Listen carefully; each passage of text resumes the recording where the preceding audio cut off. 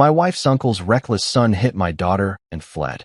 Wife's uncle, the CEO, called me. My son has immunity. I own the judge. Drop it, I replied. You have no idea who you are talking with.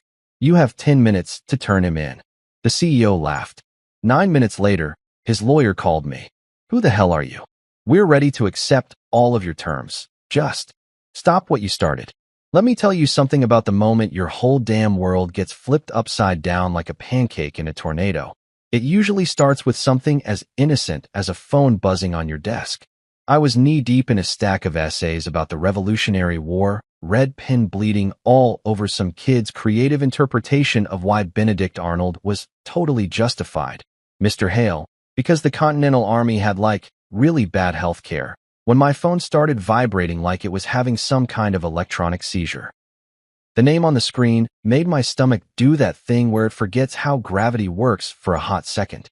Ria. My wife doesn't call during school hours unless someone's dying or the house is on fire. And even then, she'd probably text first because she's considerate like that. I swiped to answer, and what I heard damn near made me drop the phone like it was a live grenade. Ria was sobbing. Not the pretty kind of crying you see in movies, but the ugly, soul-deep kind that sounds like someone's trying to breathe underwater while their heart's getting ripped out through their throat. Marcus, she gasped between hitches that made my chest tighten. There's been an accident. Iris. Oh God, Marcus, she's at Mercy General. You know that feeling when an elevator drops too fast and your stomach tries to escape through your mouth? Yeah, multiply that by about 1,000 and you're getting close to what happened to me in that moment. The red pen fell from my fingers, landing on Tommy Brennan's essay with a splat that looked way too much like blood for my liking. What happened? I managed to croak out, but the rational part of my brain, the part that usually keeps me from doing spectacularly stupid things, had already checked out for the day. My body was moving on autopilot, shoving papers into my bag like they actually mattered, grabbing my keys with hands that suddenly felt like they belonged to someone else. Hit and run, Ria choked out. She was walking home from Emma's house, and, Marcus, they just left her there, on the street, like she was nothing. I've heard people say that time slows down during emergencies, but that's complete horseshit. Time doesn't slow down. It turns into this weird, elastic thing that stretches and snaps without warning. 1 second, I was in my classroom surrounded by the familiar smell of whiteboard markers and teenage desperation, and the next, I was behind the wheel of my beat-up Honda, driving like I was auditioning for Fast and Furious. Teacher's revenge. The drive to Mercy General usually takes about 25 minutes if you obey all those pesky little suggestions like speed limits and traffic laws. I made it in 12, and let me tell you, I ran more red lights than a colorblind NASCAR driver. Every intersection was a gamble, every yellow light was a personal challenge, and every slow-moving minivan was a conspiracy designed specifically to keep me from my daughter. The emergency room at Mercy General smells like industrial disinfectant mixed with fear and broken dreams. It's a scent that hits you like a slap in the face and sticks to your clothes for weeks afterward. I burst through those automatic doors like some kind of deranged superhero, wild-eyed, and probably looking like I'd just escaped from a psychiatric facility. Ria was in the waiting area, hunched over in one of those uncomfortable plastic chairs that hospitals must buy specifically to make bad situations worse. Her mascara had taken a scenic tour down her cheeks, and she was clutching a tissue that looked like it had been through a paper shredder. Where is she? I asked, though it came out more like a growl than actual human speech. Before Ria could answer, a woman in scrubs approached us with the kind of measured calm that medical professionals perfect after seeing every possible variation of human tragedy. Dr. Lillian Meadows, according to her name tag, looked like she'd been working in emergency medicine since the invention of Band-Aids. She had those steady eyes that had seen everything and the gentle voice that delivered bad news like it was a science. Mr. and Mrs. Hale? She asked, though she already knew the answer. I'm Dr. Meadows. I've been treating Iris. This is the part where time did that elastic thing again. Dr. Meadows started talking, fractured ribs, concussion, bruised lung, jagged cut on her arm that would leave a scar, but the words felt like they were coming through water. My brain kept trying to process the information while simultaneously rejecting it, like a computer trying to run software it wasn't designed for. She's stable, Dr. Meadows continued, and that word, stable, became my new favorite word in the English language. The injuries are serious, but not life-threatening. She's sedated right now, but you can see her. Ria's hands were shaking like autumn leaves in a hurricane, so I took them in mine and held on tight. My voice, when I finally found it, sounded steadier than I felt. Thank you, doctor. When can we take her home? We'll need to monitor her for at least 48 hours, she explained. Head injuries require careful observation, and we want to make sure there are no complications with the lung contusion. That's when Detective Luis Ortega made his entrance, following a uniformed patrol officer who looked like he'd rather be literally anywhere else on the planet. Ortega had that particular brand of tired that comes from dealing with humanity's greatest hits on a daily basis, but his eyes were sharp and focused. Mr. and Mrs. Hale? I'm Detective Ortega. I'm investigating the incident involving your daughter. He laid out the facts like he was reading from a grocery list, but each item hit like a punch to the gut. A matte black sports car running a red light at 50+ miles per hour. The driver fled the scene, leaving my 13-year-old daughter bleeding on the asphalt like roadkill. Two witnesses who were too shocked to get a clear look at the license plate, but they managed to catch a partial, enough to trace the car. The vehicle is registered to Trent Voss, Ortega said, and I watched Ria's face go about 3 shades paler. He's the son of Alistair Voss. Well, shit. Alistair Voss, CEO of Voss Meridian Group, local big shot, and more importantly, Ria's uncle. The same Uncle Alistair who sent expensive Christmas presents and made sure everyone knew exactly how much they cost. The guy who treated family gatherings like board meetings and spoke about people like they were quarterly earnings reports. Ria closed her eyes like she was trying to make the whole situation disappear through sheer force of will. Oh God, Marcus. Trent's always been reckless, but this is attempted vehicular manslaughter with failure to render aid, I said, my teacher voice automatically switching to the tone I used when explaining why cheating on tests was a spectacularly bad idea. This is leaving a child to die in the street. Detective Ortega nodded grimly. We're working on locating Mr. Trent Voss now. He hasn't been home since yesterday, and his phone's been going straight to voicemail. After Ortega left with promises to keep us updated, Ria and I were finally allowed to see Iris. Walking down that hospital corridor felt like the longest journey of my life, each step echoing off the sterile walls like a countdown to something I wasn't sure I was ready for. She looked so small in that hospital bed, surrounded by machines that beeped and hummed like electronic lullabies. Wires and tubes connected her to various monitors, and there was a thick bandage wrapped around her left arm where the scar would be.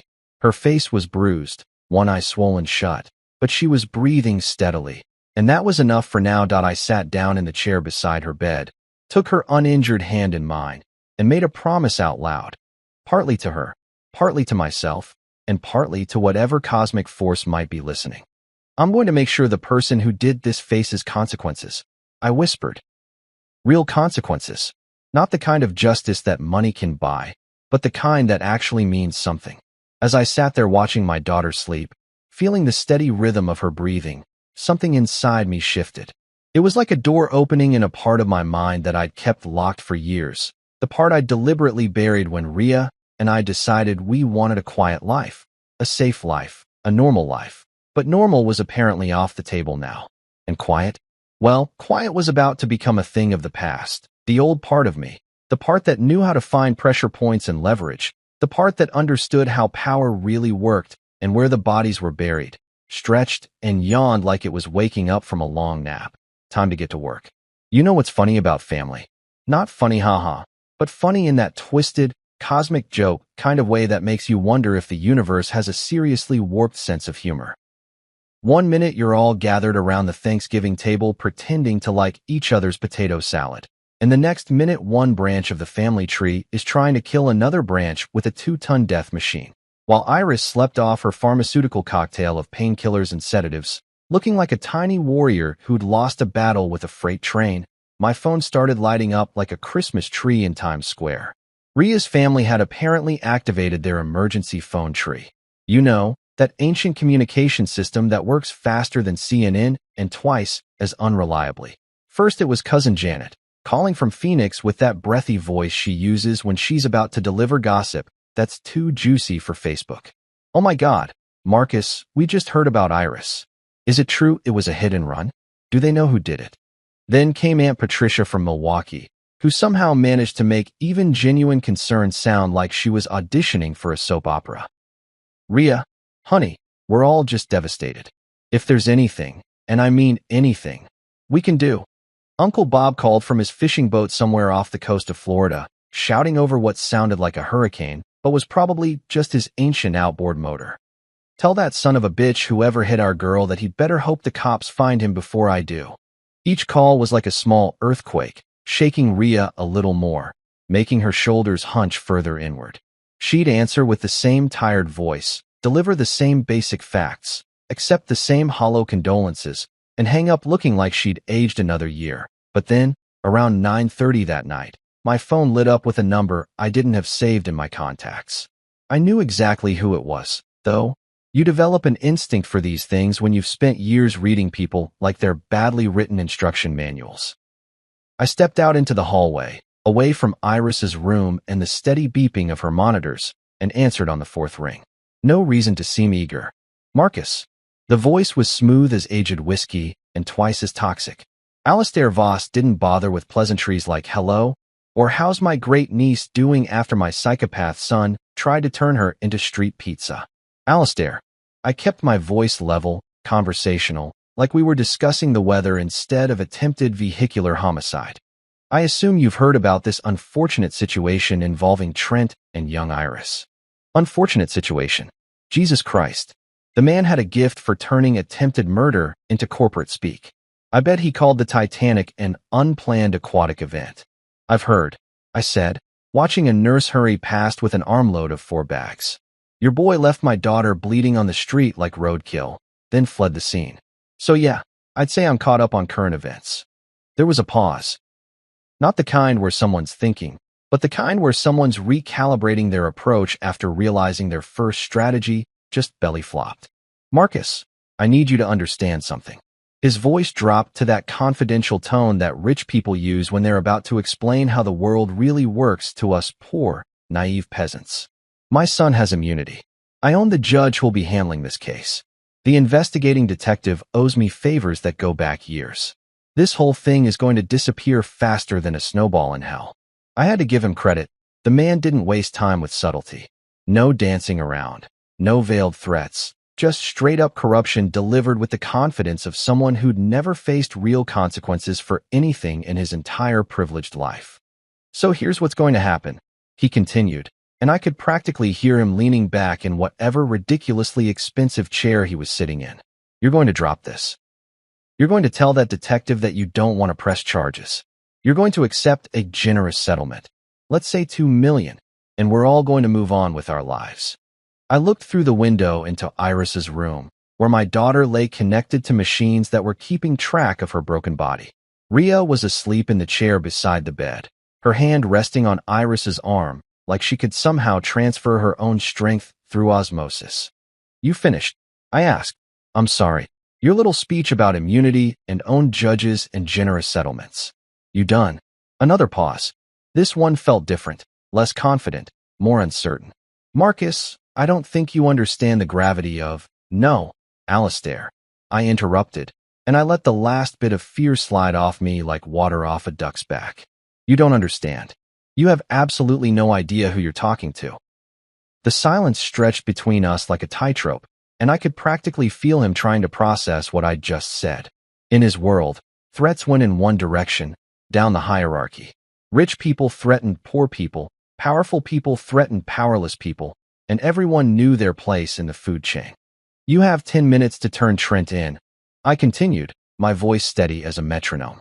10 minutes to have him walk into the nearest police station and confess to what he did. 10 minutes to prove that somewhere in that empty chest cavity where your heart should be, there's maybe a microscopic speck of human decency. Are you threatening me?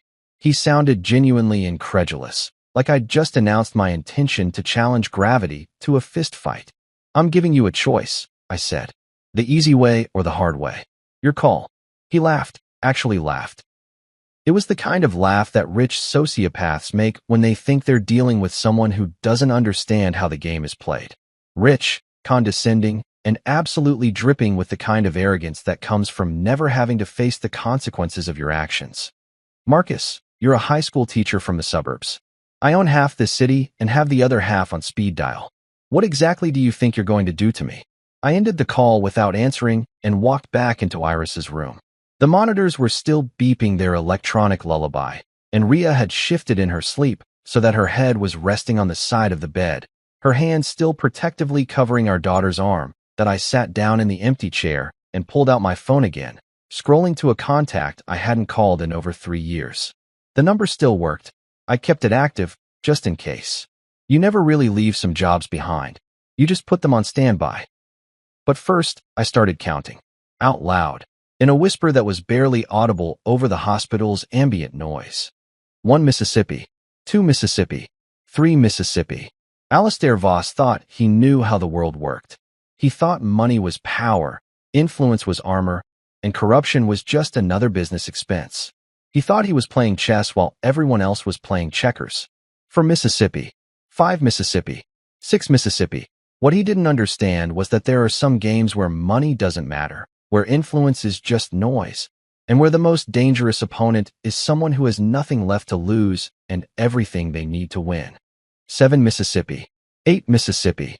I looked at my daughter's sleeping face, at the bandages and bruises that would heal but never disappear completely from my memory, and felt something cold and precise click into place in my chest. 9 Mississippi. Time's up, Uncle Alistair. Class is in session, and today's lesson is about consequences. Let me tell you something about power, real power, not the fake kind that comes with corner offices and country club memberships. Real power is knowing exactly when someone's bluffing, and more importantly, knowing when they're about to shit their pants because they just realized they're not playing the game they thought they were playing. At exactly 9 minutes. And I was counting, because precision matters in situations like this. My phone rang. Different number this time, but the area code told me everything I needed to know. Local, corporate, and definitely not Alistair. I let it ring 4 times before answering, because desperation has a sound, and I wanted to hear it clearly. Mr. Hale. The voice was female, crisp, professional, and already sweating bullets despite the air conditioning that was probably cranked to Arctic levels in whatever glass tower she was calling from. This is Dana Whitcomb, Chief Counsel for Voss Meridian Group. Bingo. They'd wheeled out the legal artillery. Nothing says, we're taking this seriously, like having your top lawyer make house calls at 9:40 on a Tuesday night. Ms. Whitcomb, I said, settling back in the uncomfortable hospital chair and watching a nurse check Iris's 4-line with practiced efficiency. Working late tonight. Mr. Hale, I need to ask you something, and I need you to answer honestly. Her voice had that particular quality that lawyers develop when they're trying to sound calm while internally screaming. Who the hell are you? I almost smiled. Almost. I'm a high school teacher, Ms. Whitcomb. I teach American history and civics. You know, boring stuff like the Constitution and how the justice system is supposed to work. Cut the shit. The professional veneer cracked just enough to let some genuine panic leak through. In the last 6 minutes, I've had 3 separate board members call me in a panic.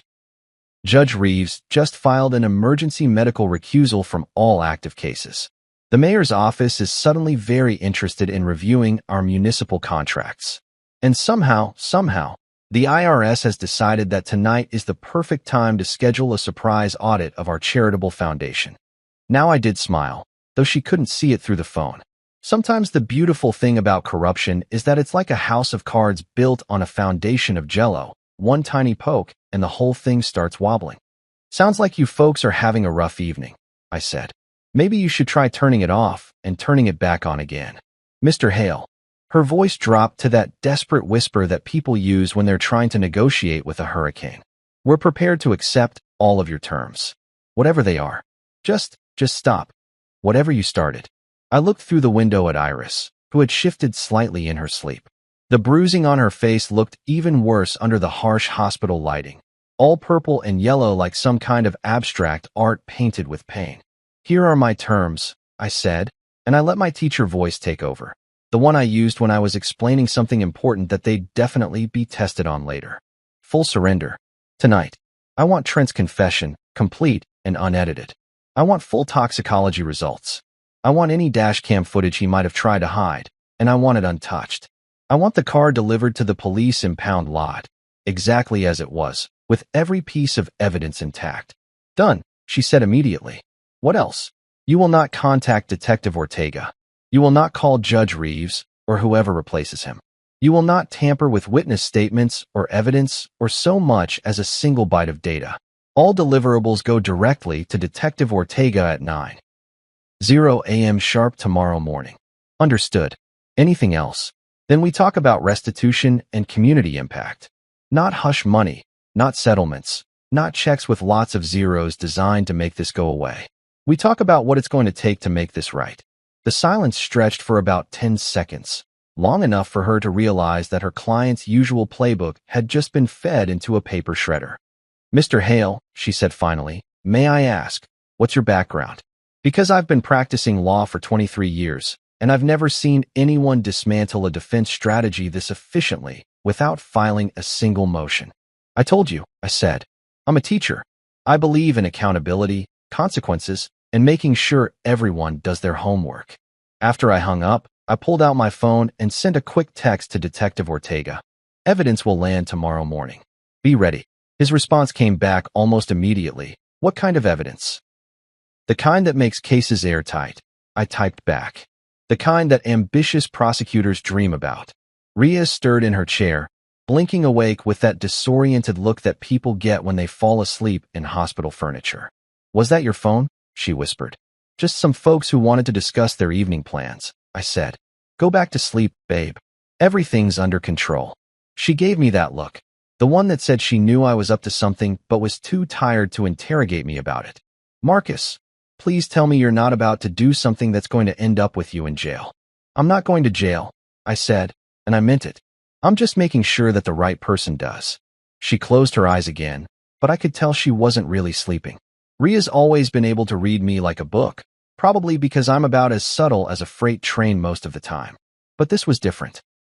This was the part of me that she'd only heard stories about, the part that existed before we met, before we fell in love, before we decided that quiet suburban life was what we wanted. That I looked at my phone again, scrolling through contacts I hadn't touched in years.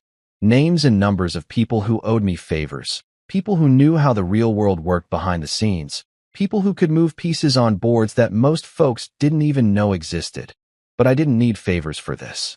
I didn't need shadow networks or off-the-books operations or any of the cloak and dagger bullshit that made for good movies but terrible real life. All I needed was patience, pressure, and the understanding that even the most carefully constructed house of lies has structural weaknesses. Alistair Voss thought his money made him untouchable. He thought his connections made him immune. He thought his influence made him powerful. What he didn't understand was that real power doesn't come from what you can buy. It comes from what you're willing to lose. And right now, looking at my daughter's bandaged face, I had a perfect clarity about exactly what I was willing to sacrifice to make sure justice got served. That MY phone buzzed with another text, this one from an unknown number. Package will be delivered as requested. No further contact necessary. I deleted the message and settled back in the chair. Tomorrow morning, Detective Ortega was going to have the kind of Christmas that cops spend their entire careers hoping for. A case so airtight that even a public defender fresh out of law school could get a conviction. And Alistair Voss was going to learn that sometimes the most dangerous opponent isn't the one with the most resources. It's the one with the least to lose. Class dismissed, motherfucker. Here's the thing about reinventing yourself. It's a lot like trying to quit smoking. You can throw away all your cigarettes, avoid your old smoking buddies, and tell everyone you meet that you're a reformed nicotine addict who's all about clean living and yoga retreats. But that doesn't mean the muscle memory disappears. It doesn't mean you stop knowing exactly where to buy a pack at 3 in the morning, or that your fingers forget how to hold a lighter. That I'm a high school teacher. That's what it says on my business cards, my tax returns, and the little nameplate outside room 237 where I spend my days trying to convince teenagers that the Battle of Gettysburg wasn't actually a video game. I've got the khaki pants, the coffee-stained ties, and the perpetual look of someone who's explained the same concept 17 different ways and is gearing up for attempt number 18. But there's a file with my name on it sitting in a windowless room in DC that tells a very different story. A file that says I used to do work that didn't involve lesson plans or parent-teacher conferences or explaining to administrators why Jimmy Patterson's essay about World War II consisted entirely of the phrase "Hitler was bad," repeated for 3 pages. The official term was intelligence analyst, which sounds about as exciting as watching paint dry in slow motion. The reality was more like being a professional puzzle solver for people who collected secrets the way other folks collected baseball cards. I was good at finding patterns, connecting dots, and figuring out how to apply exactly the right amount of pressure in exactly the right spot to make very bad people have very bad days. That I retired from that life when Rhea and I got married. Not because I was burned out or traumatized or any of that Hollywood bullshit, but because I wanted something normal, something clean, something that didn't require me to lie about what I did for a living when people asked at barbecues. But here's the beautiful thing about skills like mine: they don't rust. They just sit there in the back of your brain like tools in a garage, waiting patiently for the day when you need to fix something that regular tools can't handle. After Dana Whitcomb's panic-stricken phone call, I walked down to the hospital cafeteria and bought the worst cup of coffee in recorded human history. I sat in a corner booth under fluorescent lighting that made everyone look like extras from a zombie movie, and I pulled out my phone. The number I dialed belonged to Merrick Quinn, my old handler. The one person on the planet who knew exactly which strings were legal to pull and which ones would get you a free trip to a federal penitentiary. Merrick was the guy who taught me that you didn't need guns or explosives or any of that action movie nonsense when you had patience, leverage, and a solid understanding of how bureaucracies actually functioned. Marcus Hale, Marek's voice came through the phone like gravel in a cement mixer. I was wondering when you'd call. You heard. I hear everything, kid. Your daughter okay? She will be. I took a sip of the coffee and immediately regretted every life choice that had led me to that moment. I need some information, Merrick. Public records, corporate structures, board minutes, contract paths, and judges whose mortgages don't make sense. You really do hear everything. Merrick chuckled, and I could picture him in whatever bunker he was working out of these days, surrounded by monitors and files and the accumulated paranoia of 30 years in the intelligence game. What's the target? Voss Meridian Group. Alistair Voss specifically. And before you ask, this is personal, but it's clean. No black ops, no off-books favors, nothing that's going to show up in anybody's congressional hearing. Just good old-fashioned sunlight and transparency. The most dangerous weapons in the arsenal. Give me 4 hours. He hung up without saying goodbye, which was vintage Merrick. The man had about as much use for social pleasantries as a fish had for a bicycle, but he could dissect a corporate structure faster than a master chef could fillet a salmon. That I finished my toxic waste coffee and headed back upstairs to Iris's room. Rhea was awake again, sitting beside the bed and reading one of those magazines that hospitals keep around to make sure their patients don't die of boredom before their actual medical conditions can kill them. How's she doing? I asked, settling into the chair on the other side of the bed. Better. Her vitals are stable, and the doctor thinks they might be able to reduce some of the pain medication tomorrow. Rhea looked at me with those eyes that missed absolutely nothing. What are you up to, Marcus? Research, I said, which was technically true. Research into what? The Voss family business practices. You know, just making sure I understand who we're dealing with. She closed the magazine and gave me the full intensity of her attention. Marcus, I know you. I know that look. You're planning something. I'm planning to make sure that the person who hit our daughter faces appropriate consequences for his actions. That's what any parent would do. Most parents would let the police handle it. Most parents don't have a daughter lying in a hospital bed because some rich asshole's kid thinks traffic laws are suggestions. My phone buzzed with the first batch of information from Merrick. Corporate filings, board memberships, contract awards, property records. The kind of publicly available information that most people never bothered to look at because it was boring as hell and written in language that made legal documents look like children's books. But if you knew how to read between the lines, if you understood how shell companies worked and why certain contracts got awarded to certain bidders, the picture that emerged was more beautiful than anything hanging in the Louvre. Voss Meridian Group wasn't just a construction company. It was a carefully constructed web of subsidiaries, partnerships, and consulting relationships that had tentacles reaching into city planning, county contracts, state infrastructure projects, and federal procurement processes. Nothing illegal on the surface, but everything designed to maximize profit while minimizing oversight. More information kept flowing in. Judges who'd received generous campaign contributions, city council members who'd voted on suspiciously profitable zoning changes, inspectors who'd somehow missed obvious safety violations on Voss construction sites that by 3 in the morning. I had a complete picture of how Alistair Voss had built his little empire.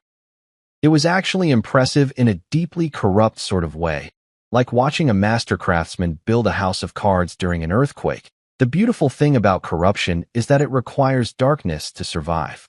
It thrives in shadows, in backroom deals, in handshake agreements that never get written down. But corruption is also fragile. It only works as long as everyone involved agrees to keep quiet and look the other way.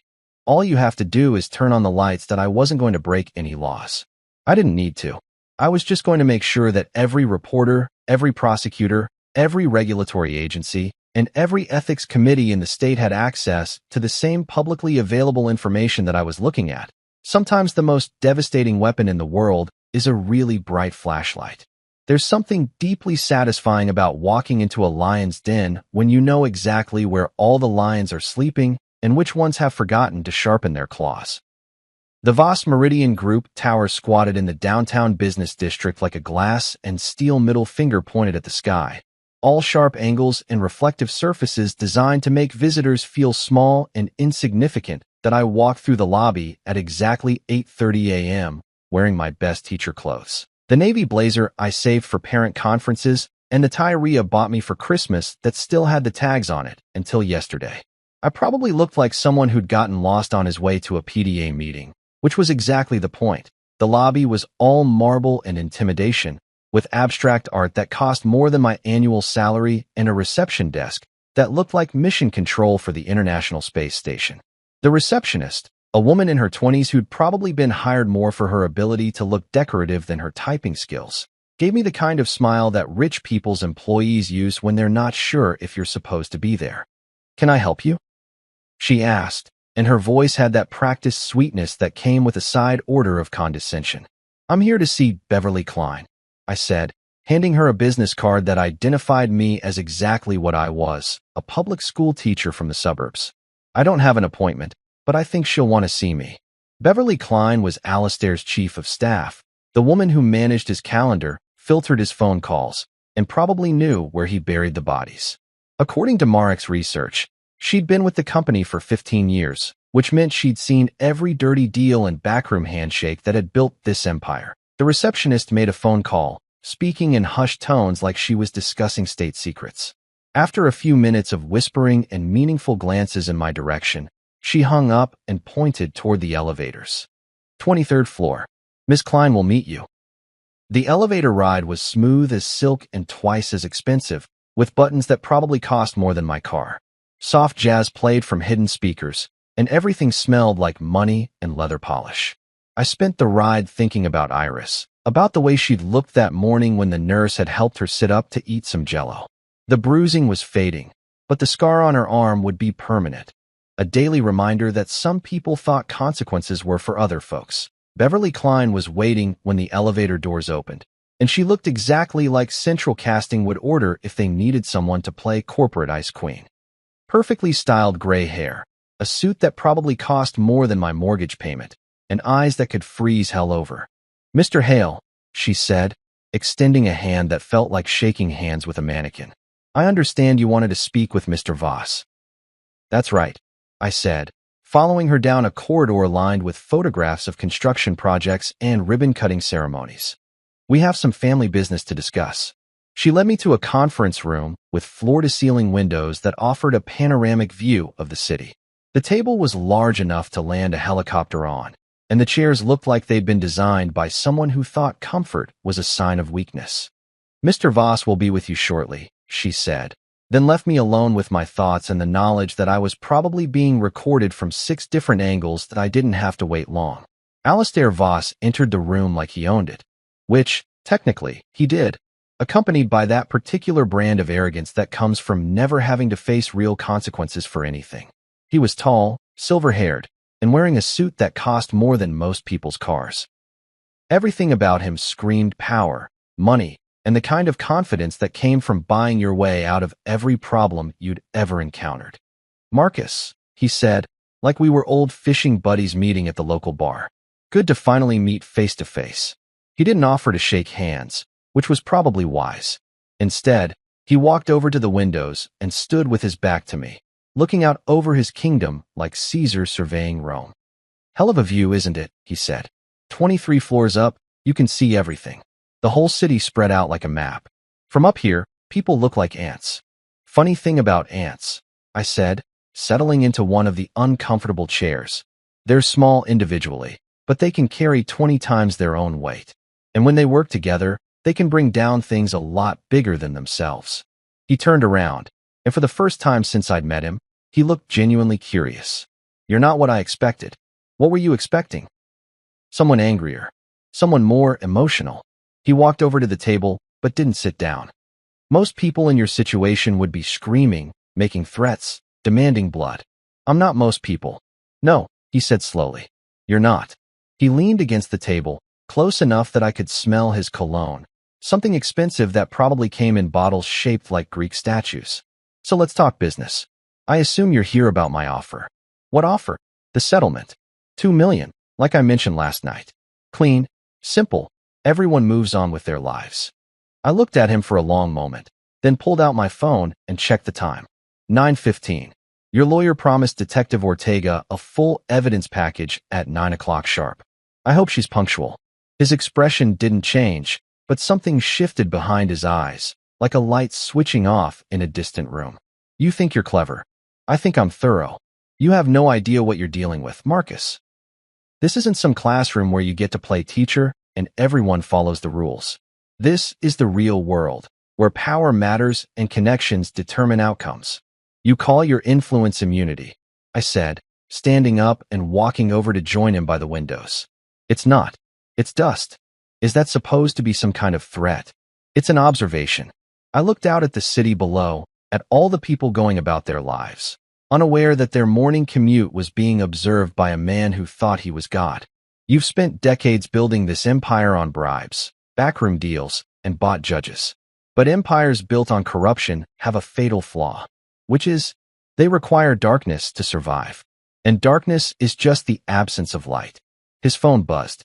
He glanced at it, and I watched his face change, just a slight tightening around the eyes, but enough to tell me that Judge Hartley Reeves had just made his surprise medical recusal official.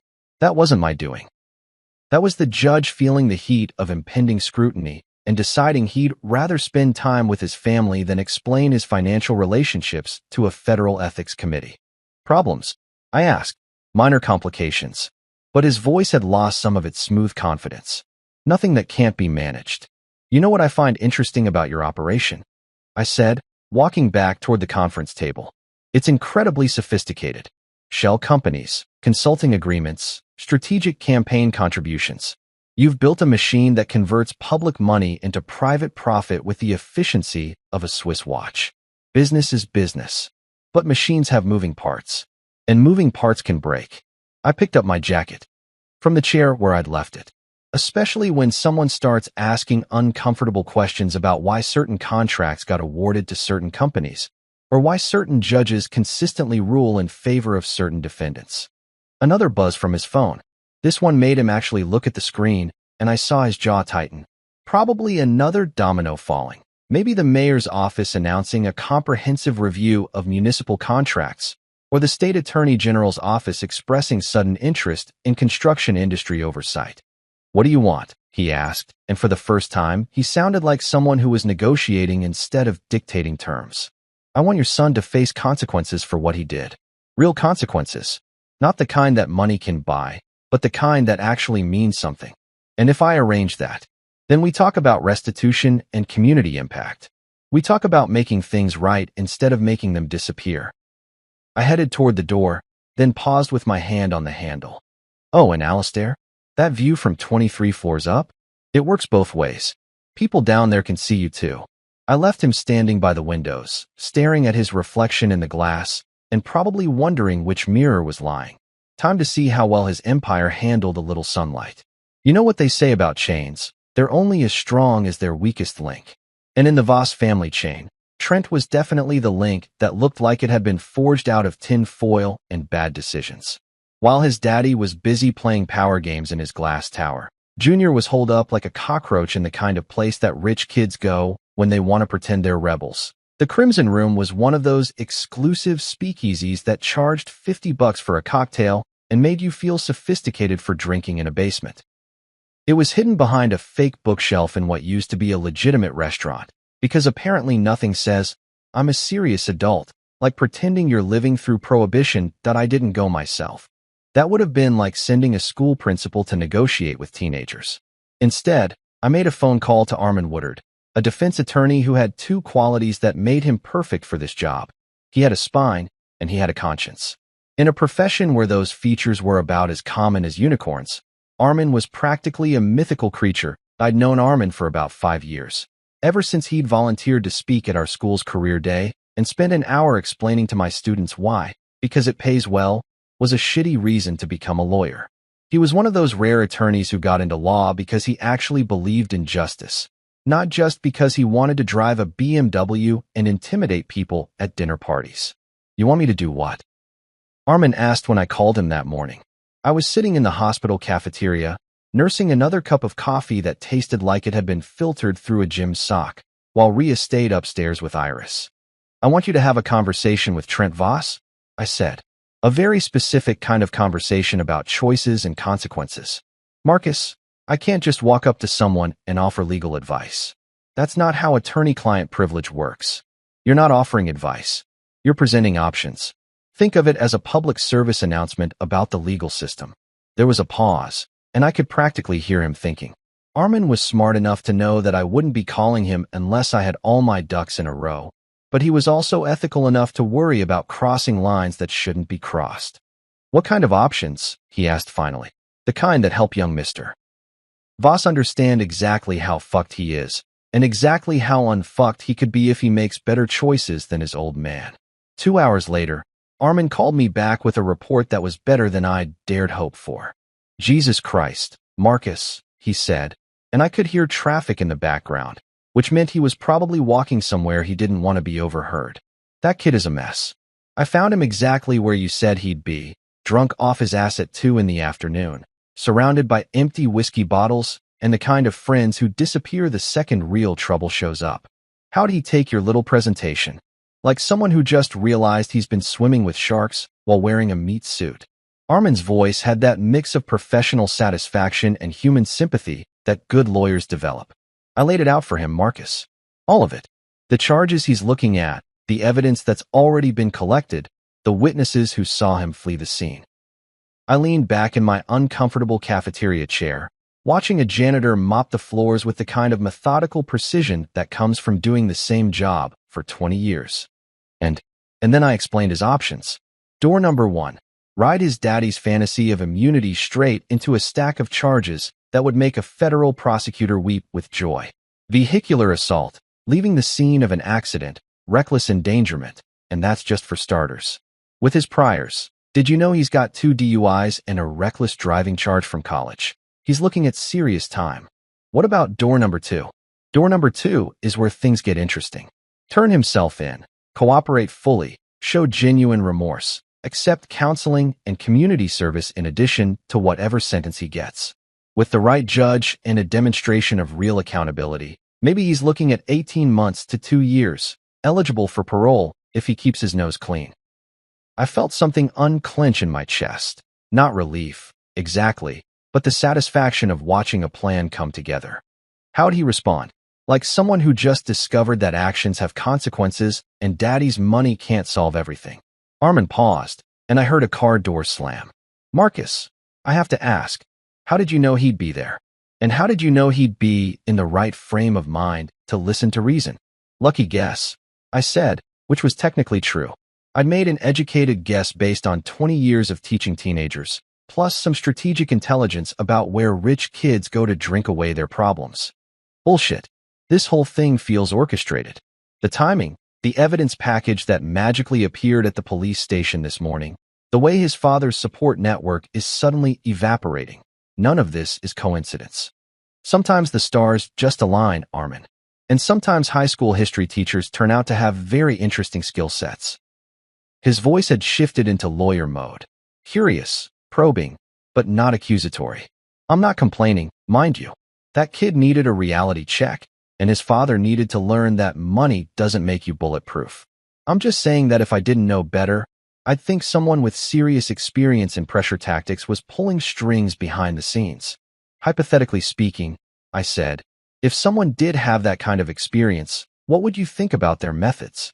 Hypothetically, I'd think they were playing by the rules, using publicly available information, and letting the system work the way it's supposed to work, which is more than I can say for the Voss family's usual approach to problem solving. That evening, at exactly 6:47 p.m., Trent Voss walked into the downtown police station looking like someone who'd been hit by the same truck that had run over his life. Armin was with him, playing the role of responsible adult supervising a very stupid child who was finally ready to face the music, according to Detective Ortega, who called me with an update that was definitely not required but deeply appreciated. Trent looked like he'd been crying for about 6 hours straight. His expensive clothes were wrinkled, his hair was a disaster, and he had the hollow-eyed look of someone who'd spent the day staring into the abyss of his own actions. "I did it," he said, and those were the first words out of his mouth when Ortega started the recording. Not, "I want my lawyer," not, "I'm invoking my Fifth Amendment rights," not any of the usual rich kid dodges that money could buy. Just 3 simple words that carried the weight of accountability that he told them everything. The drinking, the racing through downtown at 50 miles an hour, the moment he saw Iris in his headlights and knew he was going to hit her, the split-second decision to flee instead of stopping to help. He signed a full confession, waived his right to an attorney for the initial statement, and asked, if Iris was going to be okay. When Ortega told him she would recover, Trent Voss put his head down on the interview table and cried like the scared kid. He really was underneath all the privilege and arrogance. Sometimes the best thing you can do for someone is help them find their conscience, even if they have to dig through a lot of bullshit to locate it. There's something beautiful about watching a perfectly executed plan come together, like watching dominoes fall in slow motion or seeing a complex math equation finally resolve into something elegant and undeniable. At exactly 9 a.m., not 8:59, not 9:01, but precisely on the dot, Detective Luis Ortega received a delivery that was going to make his career and ruin several other people's lives in the most satisfying way possible that I wasn't there to see it personally. Because sitting in a police station while evidence gets delivered might raise uncomfortable questions about how a high school history teacher managed to orchestrate the kind of evidence package that usually requires federal task forces and months of investigation. But Ortega called me 2 hours later, and I could practically hear him grinning through the phone. "Marcus, you need to see this," he said, and his voice had that barely contained excitement that cops get when they stumble onto a case that's going to be talked about in the academy for years. "Can you come down to the station?" "What's going on?" I asked, though I had a pretty good idea. I was sitting in Iris's hospital room, watching her work through some physical therapy exercises that were designed to test her coordination after the concussion. She was moving slowly, carefully, but she was moving, which was more than I'd dared hope for 3 days ago. "Just come down. Trust me, you're going to want to see this." An hour later, I was sitting in an interview room that smelled like burnt coffee and institutional disinfectant, while Ortega spread out evidence like a dealer laying out cards for the world's most satisfying poker game. "It started with a phone call at 8:45, he said, opening the first file folder. "Some lawyer I'd never heard of, Dana Whitcomb, calling to say that evidence related to the Iris Hale case would be delivered within 15 minutes. I thought it was some kind of joke. He pulled out a manila envelope thick enough to choke a horse.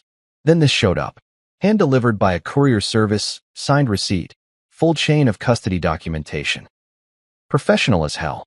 The first item was Trent's phone, complete with location data that showed his exact route through downtown that night. The GPS tracking was like a digital confession. Every turn, every acceleration, every moment of his reckless joyride mapped out with scientific precision. "Look at this," Ortega said, pointing to a series of timestamps. He was doing 63 miles per hour in a 35 zone. The data shows him accelerating through the intersection where he hit your daughter. No attempt to brake, no attempt to swerve. Just straight-up reckless driving. The second item made my jaw clench. Security footage from 3 different businesses along Trent's route, all time-stamped, all showing the same matte black sports car screaming through downtown like the driver thought he was auditioning for Fast and Furious, Rich Kid Edition. The best part, Ortega continued, is this camera from the intersection where the accident happened. He pulled out a USB drive and plugged it into his laptop. High-definition footage of the whole thing. You can see your daughter crossing at the crosswalk, following all the pedestrian signals.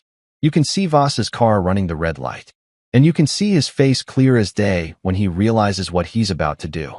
The footage was brutal to watch. My 13-year-old daughter, backpack over her shoulder, following all the rules and doing everything right, while a 2-ton death machine barreled toward her because some privileged asshole thought traffic laws were suggestions. But it was also undeniable proof of exactly what had happened and who was responsible. There's more, Ortega said, ejecting the USB and pulling out another folder. Toxicology results from a private lab. Apparently young Mr. Voss had the presence of mind to get tested 12 hours after the accident, thinking it would help his case.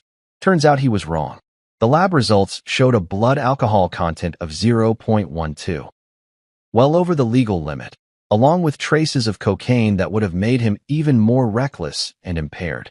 Not only had he been driving drunk, he'd been driving on a cocktail of substances that turned his car into a guided missile.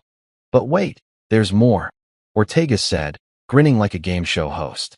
We got the car. He led me out to the impound lot, where Trent's matte black Maserati sat like a monument to stupidity and privilege. The front end was crumpled, the headlight was shattered, and there were traces of impact that would match perfectly with Iris's injuries. The crime scene guys are going to have a field day with this, Ortega said, walking around the car like a predator circling wounded prey. Paint transfer, fabric fibers from your daughter's backpack, impact patterns that will let us reconstruct the accident down to the millisecond. But the real prize was hidden in the car's onboard computer system. Modern cars are basically computers on wheels, recording everything from speed to braking patterns to steering inputs. Trent's Maserati had been keeping a digital diary of his driving habits, and that diary was about to become Exhibit A in a criminal trial. The computer shows he was accelerating through the intersection, Ortega explained, pulling up data on his tablet. No attempt to brake, no evasive maneuvers. The impact happened at 52 miles per hour in a 35 zone. Your daughter never had a chance. I stood there looking at the car that had nearly killed my daughter, feeling that cold, precise anger that had been driving me since this whole nightmare began. This wasn't just a case of bad judgment or a moment of panic. This was sustained, deliberate recklessness that could have easily killed Iris instead of just putting her in the hospital. There's one more thing, Ortega said, and his voice had shifted to something more serious. The dashcam footage. He pulled out another USB drive, this one labeled with evidence tape and chain of custody signatures. Apparently, Mr. Voss thought he was clever enough to wipe the camera's memory. Unfortunately for him, he didn't understand how digital storage actually works. The recovered footage was damning in ways that went beyond just the accident. It showed Trent drinking while driving, laughing with someone on his phone about owning the streets, and making jokes about pedestrians being too slow to get out of his way. It was a window into the kind of entitled, sociopathic mindset that viewed other people as obstacles rather than human beings. This is going to trial, Ortega said, ejecting the USB and locking it back in the evidence folder. With this kind of documentation, even a public defender fresh out of law school could get a conviction. Vehicular assault, leaving the scene, reckless endangerment, DUI. This kid is looking at serious time. What about his father? I asked. That's a different investigation, Ortega said, but his smile suggested that other people were already asking very interesting questions about Alistair Voss's business practices. Let's just say that when you shine a bright light in dark corners, you sometimes find more cockroaches than you expected. As I drove back to the hospital, I felt something that had been knotted in my chest since Tuesday night finally begin to loosen. Not relief. That would come when Iris was fully recovered and justice had been served. But satisfaction. The deep, bone-deep satisfaction of knowing that sometimes the system works exactly the way it's supposed to work. Sometimes the good guys win, the bad guys face consequences, and the evidence speaks louder than money ever could. There's a particular kind of poetry in watching an empire built on arrogance and corruption collapse under the weight of its own bullshit. It's like watching a controlled demolition in slow motion. Everything looks solid and permanent until someone hits the right pressure points, and then the whole structure comes down with the inevitability of gravity.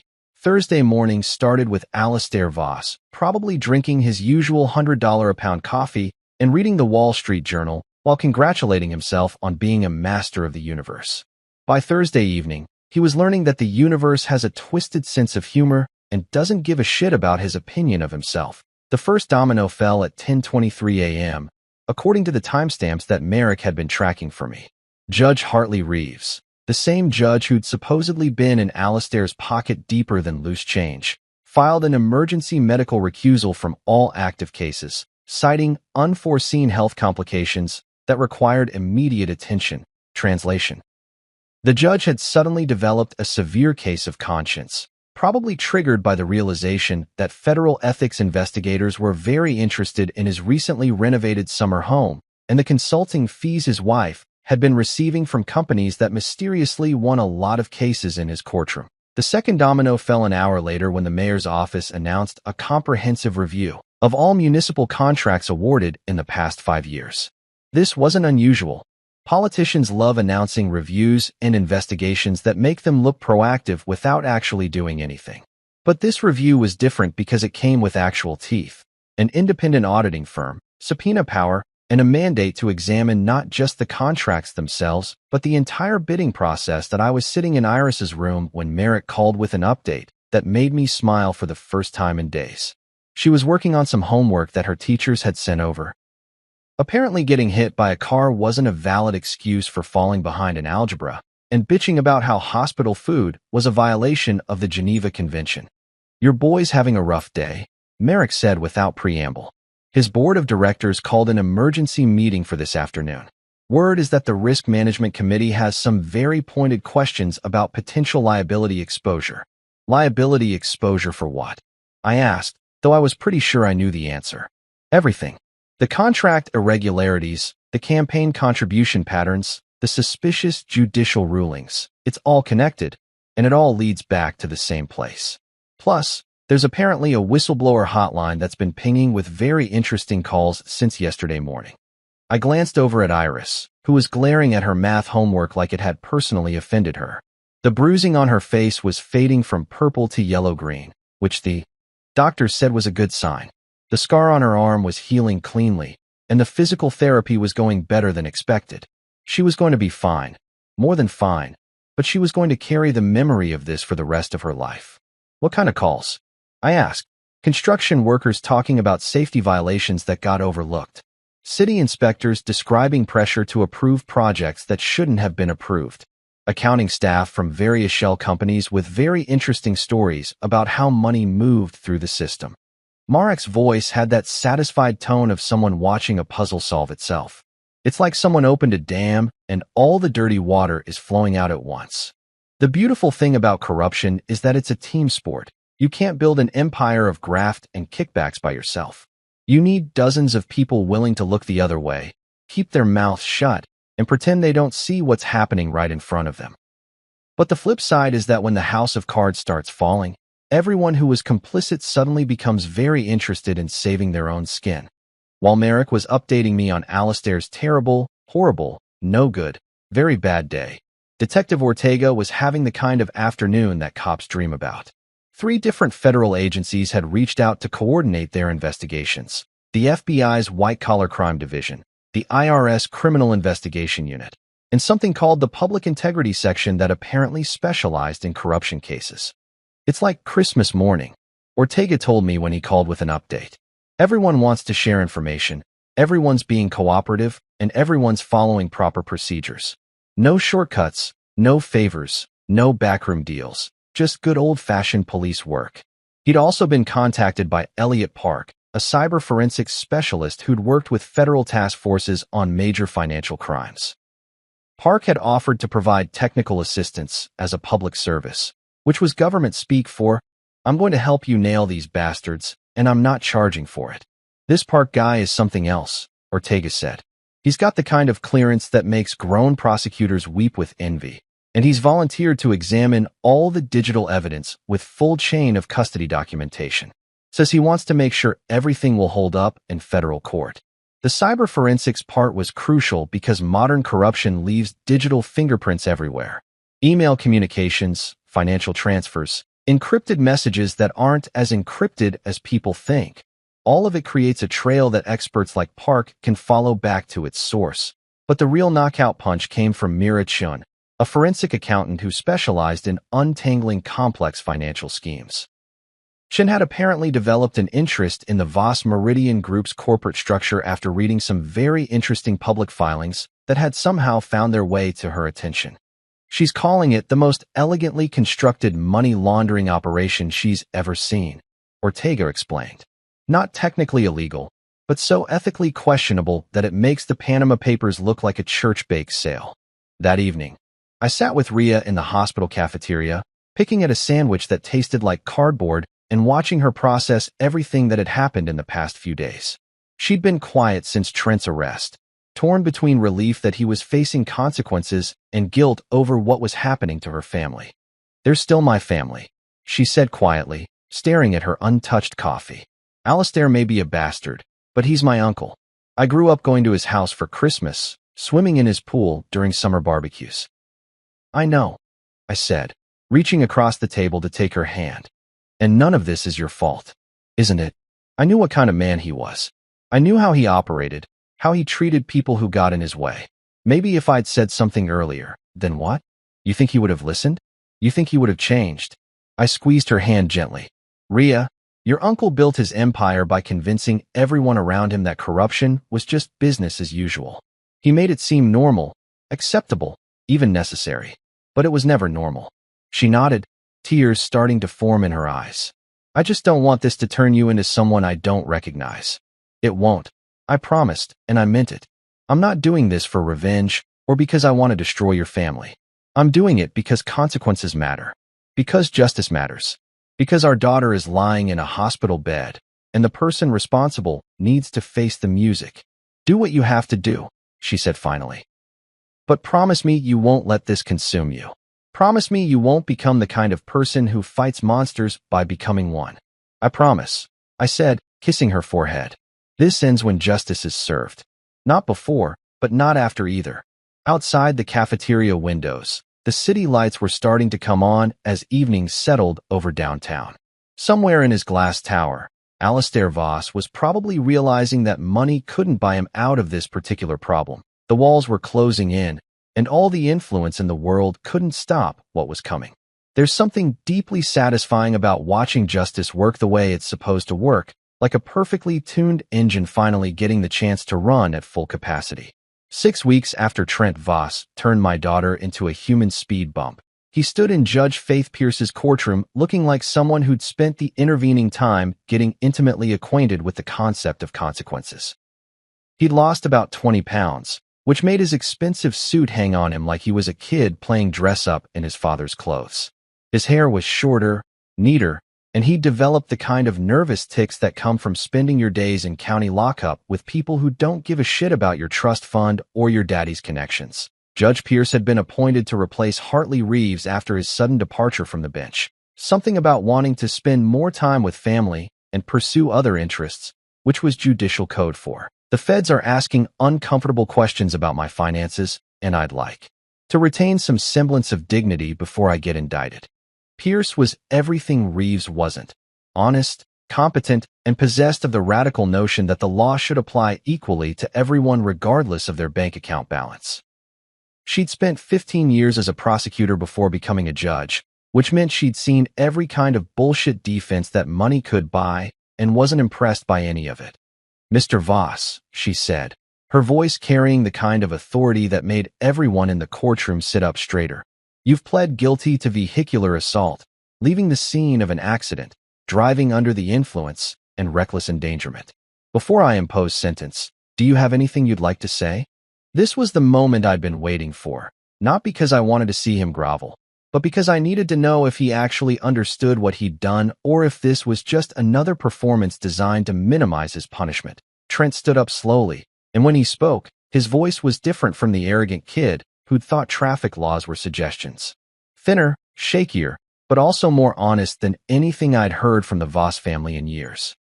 "Your Honor," he began, and I could see his hands trembling as he gripped the podium. "I want to apologize to Iris Hale and her family. I know that words can't undo what I did, can't take back the pain I caused, can't erase the fact that I left a 13-year-old girl bleeding on the street because I was too much of a coward to face what I'd done." He paused, taking a shaky breath, and I saw tears starting to form in his eyes. Real tears, not the crocodile variety that rich kids learn to produce on command. I was drunk. I was high. I was driving like an idiot because I thought the rules didn't apply to me. I thought my father's money could fix anything, could make any problem disappear. His voice cracked slightly. I was wrong about everything. Judge Pierce watched him with the kind of steady attention that judges develop when they're trying to separate genuine remorse from calculated performance. "Go on."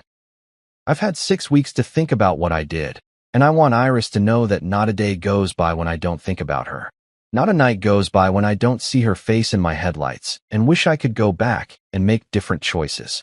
He wiped his eyes with the back of his hand, looking more like a scared kid than the entitled asshole who'd nearly killed my daughter.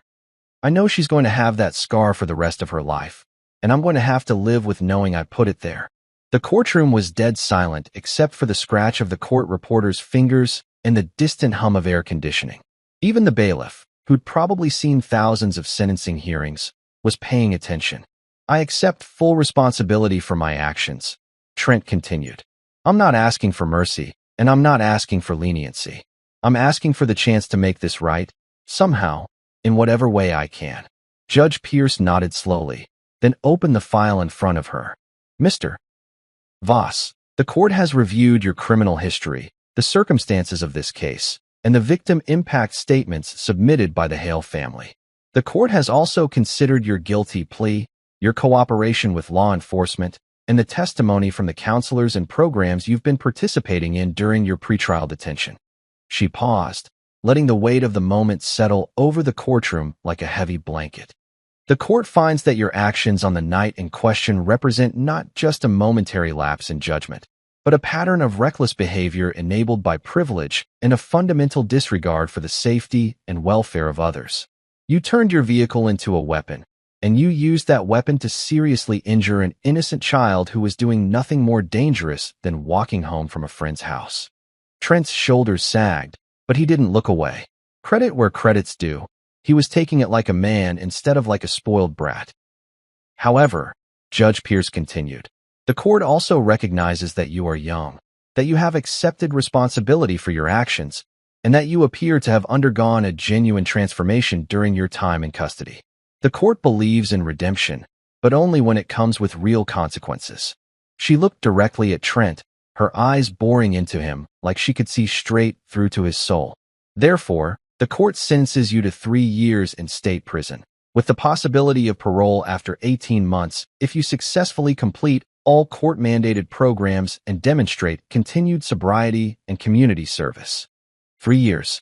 Not the slap on the wrist that money usually bought, but not the maximum sentence either. Harsh enough to mean something, but merciful enough to give him a chance at redemption. "Additionally," Judge Pierce continued, "you will establish and fund a road safety education program to be administered through the public school system and named in honor of Iris Hale. You will participate in victim impact programs, maintain complete sobriety, and perform 500 hours of community service upon your release." The gavel came down with the finality of thunder, and just like that, it was over. Trent Voss was led away in handcuffs, but not before he turned to look at me and Rhea in the gallery. He mouthed the words, "I'm sorry," one more time, and for the first time since this whole nightmare began, I actually believed him. Outside the courthouse, my phone rang. Alistair's name appeared on the screen, and for a moment I considered letting it go to voicemail. But curiosity got the better of me. "Alistair." "Marcus." His voice was different, smaller, defeated, stripped of the smooth arrogance that had defined every previous conversation. "I wanted to ask you something." "I'm listening." "How did you do this? How did you bring down everything I built in less than 2 months?" I looked up at the courthouse steps. where Rhea was talking to Armin Woodard about the civil proceedings that would come next.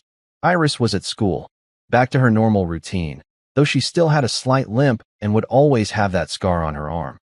"I didn't bring down anything, Alistair," I said. "You did." I just refused to look away. There was a long silence, and when he spoke again, his voice was barely above a whisper. "I was wrong about immunity." "Yeah," I said. "You were." I hung up and walked over to my wife, ready to go home and get back to the business of being a family. Justice had been served, consequences had been faced, and sometimes that's all you can ask for. Spring has this way of making everything feel possible again, like the world's been holding its breath through winter and finally remembers how to exhale. The air was crisp and clean, carrying that particular smell of new growth and second chances that makes you believe in things like redemption and fresh starts. I was sitting on the bleachers at Roosevelt High's track, watching Iris jog slowly along the sideline, while Coach Martinez timed her recovery progress. 5 months after a matte black Maserati tried to turn her into street pizza, my daughter was back to doing what she loved, running. Not as fast as before, and not without the slight limp that would probably never completely disappear, but running nonetheless. She'd made it clear to everyone within earshot that some entitled asshole with daddy issues wasn't going to take away the thing that made her feel most like herself. She waved at me with the same hand that had squeezed mine in the ICU while machines beeped out the rhythm of her survival. The scar on her arm caught the afternoon sunlight. A thin, straight line that had faded from angry red to pale silver but would never completely disappear. She wore it like a badge of honor now, proof that she was tougher than anyone had given her credit for. Rhea sat beside me on the bleachers, her shoulder pressed against mine in that unconscious way that couples develop after years of facing the world together. She'd been quiet lately, processing everything that had happened to her family in the aftermath of Trent's sentencing. The Voss empire hadn't just collapsed. It had imploded with the spectacular thoroughness of a controlled demolition. Alistair was facing federal charges for corruption, racketeering, and about 17 other crimes that carried sentences measured in decades rather than years. The board of Voss Meridian had pushed him out faster than a bad one-night stand, and federal regulators had swooped in like vultures on roadkill. The company was being liquidated, its assets frozen, and its employees scattered to the winds like leaves in a hurricane. "Do you think we did the right thing?" Rhea asked, watching Iris complete another lap around the track. "We didn't do anything," I said, taking her hand and threading our fingers together. "The system did what it was supposed to do. Justice ran its course. Consequences happened. You know what I mean." I didn't know what she meant. She was asking if the destruction of her uncle's empire was proportional to what had happened to Iris. She was wondering if 3 years in prison for Trent and federal charges for Alistair was justice or revenge. She was questioning whether the collateral damage, all the innocent employees who'd lost their jobs, all the family relationships that had been shattered, was worth it. "Iris could have died," I said quietly. She was 13 years old, following every rule, doing everything right, and some drunk, high piece of shit nearly killed her because he thought traffic laws were suggestions. Then he left her bleeding on the street like roadkill and went home to Daddy to fix his problems. I know. And if we'd let it slide, if we'd taken their blood money and looked the other way, what message would that have sent? That rich kids can kill poor kids as long as they write a big enough check afterward? That justice is for sale to the highest bidder. Rhea squeezed my hand. "You're right. I know you're right. It's hard to watch your family implode, even when they deserve it." The next day, I was back in my natural habitat, room 237 at Roosevelt High, trying to convince 28 teenagers that the American Revolution wasn't just an excuse to blow stuff up and dress like pirates. We were discussing the concept of civic responsibility when Benji Lau, a sharp kid who sat in the back row and asked the kind of questions that made me remember why I loved teaching, raised his hand. "Mr. Hale," he said, "do rich people always get away with it? Like, in real life, not just in movies?" The question hung in the air like smoke from a cigarette, heavy with the weight of adolescent cynicism and the growing awareness that the world wasn't as fair as they'd been told. 28 pairs of eyes turned toward me, waiting for an answer that would either confirm their worst suspicions about how the world worked or give them some small reason to believe in justice. Not when regular people do their jobs, I said, leaning against my desk and looking out at faces that ranged from hopeful to skeptical to completely checked out. Not when evidence is protected and good cops don't quit and prosecutors follow the law instead of following the money. Not when families stand up for each other and communities refuse to look the other way. Sarah Chun raised her hand. But what about when the cops are corrupt? What about when the judges are bought and the prosecutors don't care? Then you find the ones who aren't corrupt, I said. You find the judges who can't be bought and the prosecutors who do care. You shine lights in dark corners and make noise when people want silence. You refuse to accept that corruption is normal or inevitable or just the way things are. But what if you're just one person? Asked Marcus Williams. What if you don't have money or connections or power? What if you're nobody special? I thought about that question, really thought about it, because it was the heart of everything I'd been trying to teach them since September. The idea that citizenship wasn't passive, that democracy required participation, that justice was something you had to work for instead of something that just happened automatically. Here's the thing about being nobody special, I said finally. Nobody special is exactly what the founding fathers were. They were farmers and merchants and lawyers from the ass end of nowhere, taking on the most powerful empire in the world. They weren't special until they decided to be special.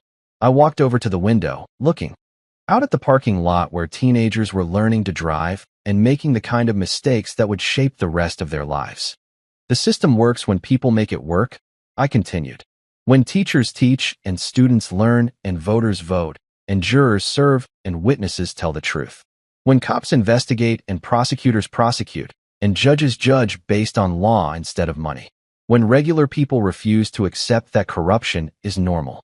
The bell rang, signaling the end of another day, another lesson, another attempt to convince the next generation that they had both the power and the responsibility to make the world better than they found it. That night, I was sitting at the kitchen table grading essays about the rule of law when my phone buzzed with a message from a number I didn't have saved. I knew who it was without looking. I was wrong about immunity. I stared at the screen for a long moment, then deleted the message without responding. Alistair Voss's moment of clarity was his own problem now, not mine. I tucked Iris in, kissed Ria's forehead, and went back to my essays. Because that's what this really was, in the end. Not vengeance, not theatrics, not some kind of action movie revenge fantasy. Just a father keeping his word, a community remembering how justice works, and a teacher trying to make sure his students understood that the system only works when people make it work. And sometimes, if you're lucky and persistent and refuse to accept that corruption is normal, that's enough. Sometimes the good guys win, the bad guys face consequences, and the world becomes a little bit more fair than it was before. That's the lesson I'll teach until I'm gone. I won the biggest lottery jackpot in state history, but decided to keep it secret. I called my rich wife and family pretending to be desperate for money, just to see who would help. My wife's parents hung up on Upsilon. My wife said I was a loser. But my younger blood brother drove 200 miles with his last $500. What I did next changed everything. Look, I'm not going to sugarcoat this. My life was about as exciting as watching paint dry on a beige wall in a retirement home during a power outage. I'm Marcus Hale, 34 years old, certified public accountant by day, professional disappointment to my in-laws by night, and full-time enthusiast of mediocrity, according to literally everyone who's ever met me at a family gathering. My wife Isabella's parents have this charming habit of introducing me at parties as the accountant, in the same tone most people reserve for saying the guy who still uses a flip phone, or that dude who brings potato salad to a barbecue when everyone specifically said not to bring potato salad. You know the type. I'm that guy who gets cornered at weddings by distant relatives asking if I can take a quick look at their taxes like I'm some kind of walking H&R Block with lower self-esteem. My daily routine was so predictable you could set your atomic clock to it. Wake up at 6:30, hit snooze exactly twice because I'm not a complete psychopath, stumble to the shower while questioning every life choice that led me to this moment, throw on one of my 7 identical blue button-downs, because apparently that's what successful professionals were according to a Men's Warehouse catalog from 2003, and head out the door by 7:45 to sit in traffic that makes you understand why people in Los Angeles have such aggressive road rage. My commute was a solid 45 minutes of existential dread punctuated by NPR segments about topics I'd never remember and advertisements for law firms that made me question whether I should sue someone just for the excitement. Work itself was exactly what you'd expect from an accounting firm called Peterson, Bradley and Associates.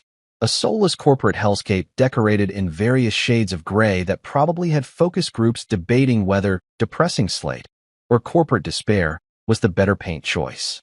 My cubicle was positioned perfectly so I could watch the clock without my supervisor noticing, which honestly felt like my greatest professional achievement. I spent 8 hours a day staring at spreadsheets that would make most people's eyes bleed, calculating depreciation schedules for companies that sold things nobody actually needed, and attending meetings that absolutely could have been emails. Actually, they should have been emails. Hell, they should have been text messages. Q3 projections look good, doesn't require a 45-minute PowerPoint presentation. Derek, but thanks for wasting everyone's Tuesday morning.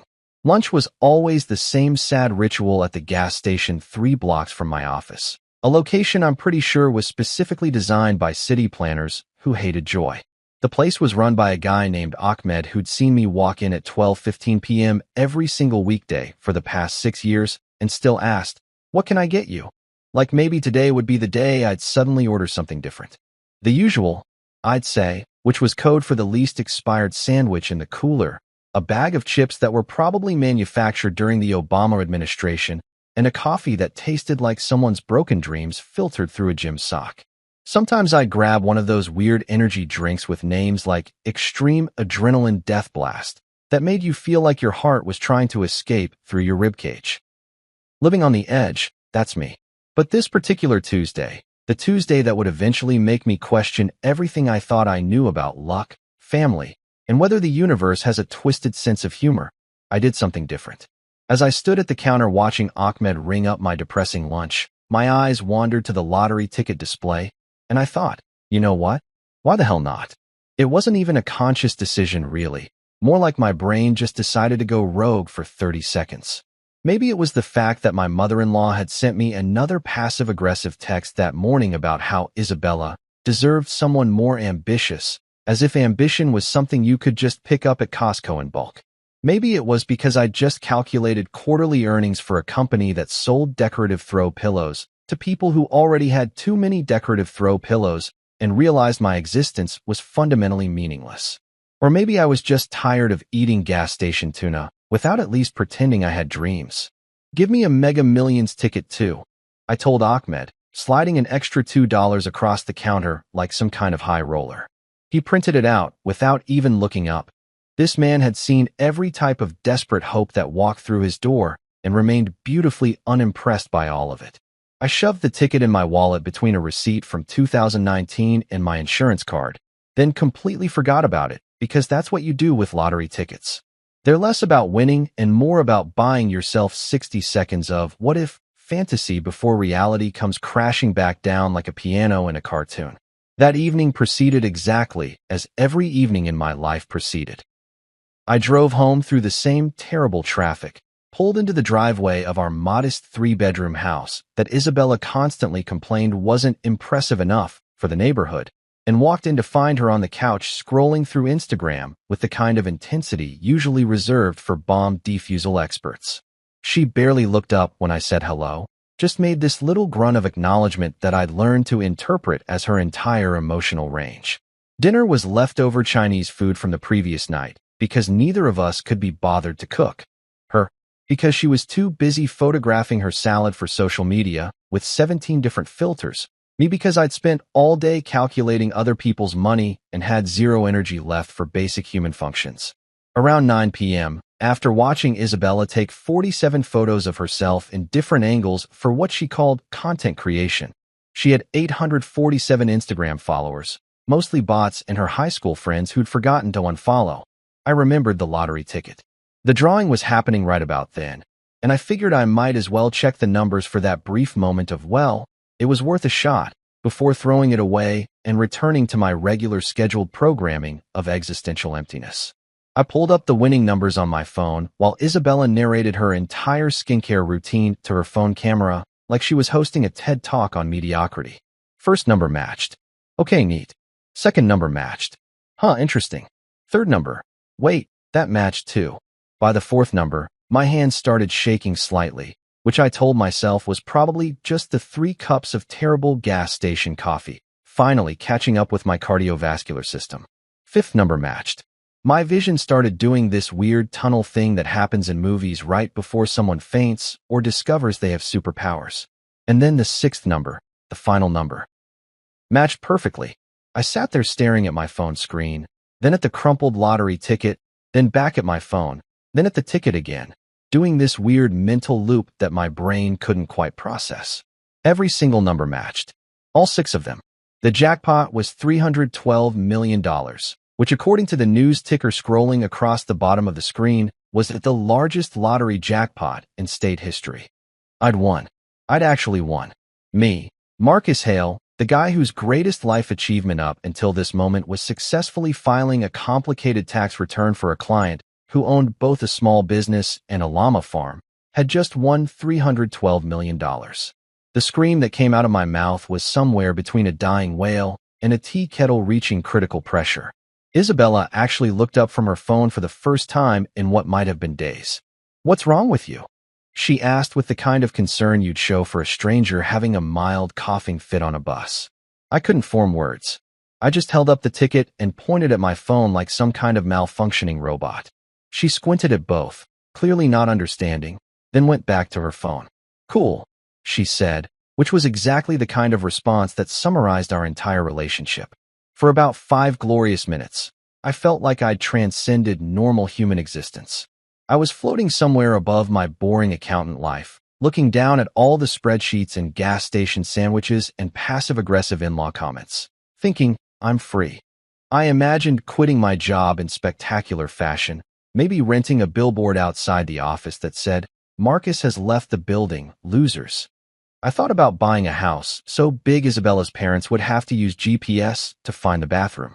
I fantasized about walking into that gas station and buying every single energy drink Ahmed had ever stocked just because I could.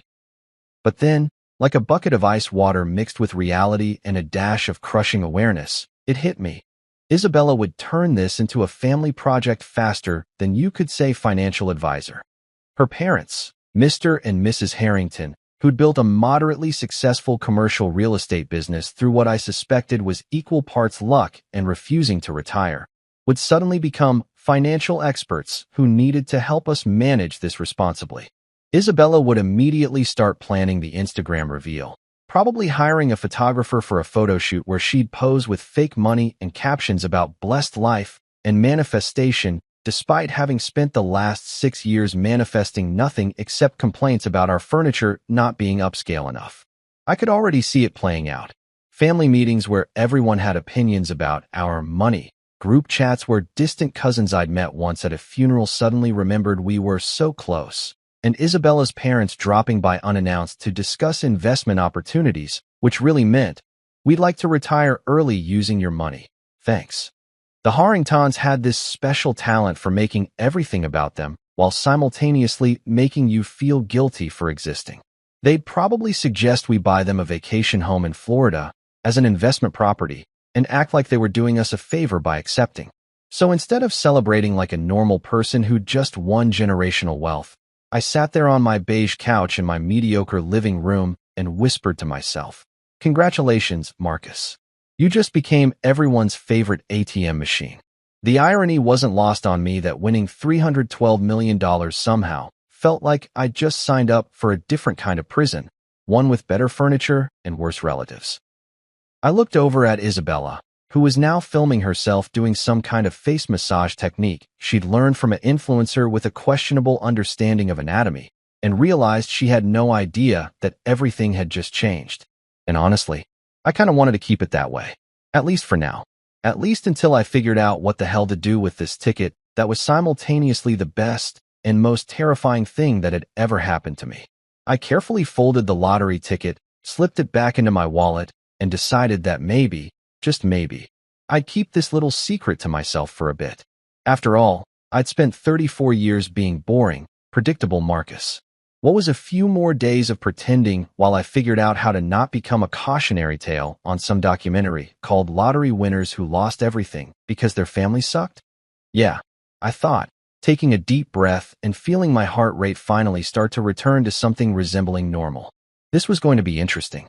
Turns out claiming a $312 million lottery ticket is slightly more complicated than redeeming a buy one get one free coupon at Subway, which honestly was about the extent of my winning things experience up until this point. I spent 3 days researching what actual smart people do when they suddenly acquire enough money to buy a small island or fund a moderately ambitious space program. And let me tell you, the internet is full of horror stories that would make Stephen King say, "Damn, that's dark."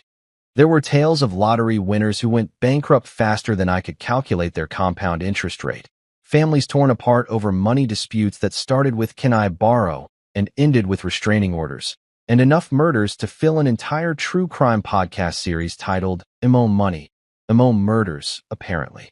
So I did what any paranoid accountant with trust issues and a healthy fear of becoming a statistic would do. I hired the most expensive lawyer in the state, a guy named Richard Chun who charged $800 an hour and wore suits that probably cost more than my car. Richard had this way of speaking that made you feel simultaneously reassured and terrified, like a therapist who also happened to be a mob boss. "Marcus," he said during our first meeting in his office that had a view of the city so good it probably added an extra $200 to his hourly rate. "You're about to have a target on your back bigger than a Costco billboard. We need to make you invisible." I appreciated that he didn't sugarcoat it or try to sell me some fantasy about how money would solve all my problems. Richard understood that money didn't solve problems. It just gave you better quality problems. Together, we set up something called a blind trust with a name so boring and generic it made my actual accounting job seem exciting. Hartwell Financial Holdings, LLC. It sounded like a company that managed retirement funds for dentists, which was exactly the point. The trust would claim the ticket, handle all the publicity, and keep my name completely out of the media circus that inevitably follows lottery winners like seagulls following French fries at the beach. Richard explained that this was perfectly legal in our state. Thank God, because some states force you to do a press conference where you hold one of those giant novelty checks and smile, while basically painting a target on yourself for every scam artist, long-lost relative, and opportunistic psychopath within a 100-mile radius. The claiming process itself was weirdly anticlimactic, like opening a birthday present you already knew you were getting.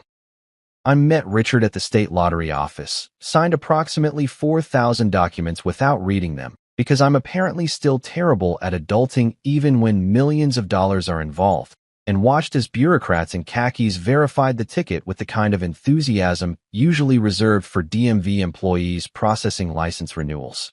One woman actually yawned while confirming I'd won $312 million. "Lady, I wanted to say, I know your job is boring, but could you at least pretend this is slightly exciting?"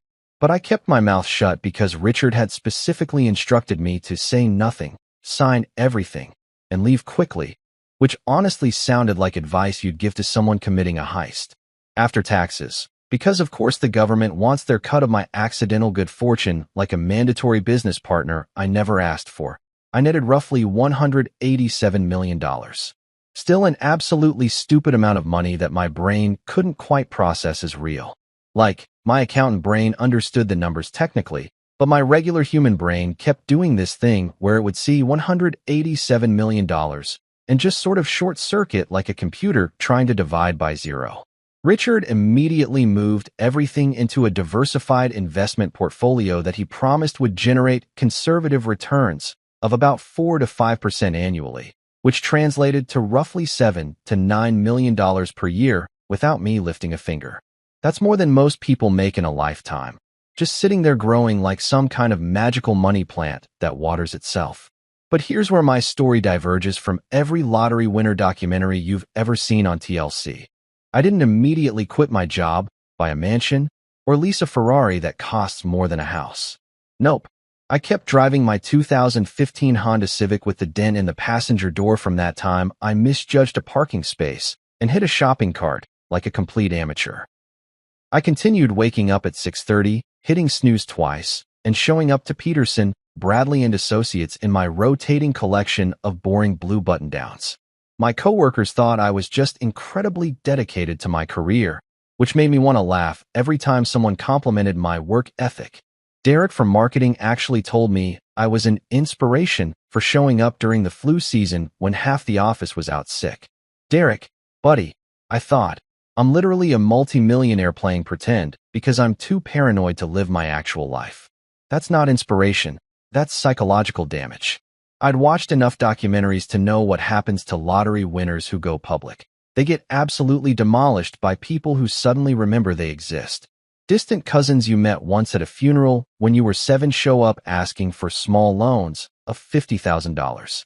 Old high school friends who never gave you the time of day suddenly want to reconnect over coffee and discuss an amazing investment opportunity. Church groups, charities, and organizations you've never heard of send letters asking for donations with increasingly aggressive follow-ups. And worst of all, your own family. The people who are supposed to love you unconditionally start treating you like a walking ATM machine with legs and the audacity to have opinions about how you spend your own money. So I became what I like to call a financial ninja, quietly wealthy, publicly boring, and completely invisible to everyone who might want a piece of my newfound fortune. I still bought my sad gas station sandwiches from Ahmed, who continued to ask, "What can I get you?" with the same complete lack of interest in my answer. I still sat in traffic for 45 minutes each way, listening to NPR segments I'd immediately forget. I still attended pointless meetings that should have been emails and calculated depreciation schedules for companies selling unnecessary products to people with too much money and not enough sense. The irony of that last part wasn't lost on me. I was now one of those people with too much money, except I had enough sense to hide it like a squirrel hoarding nuts for a nuclear winter.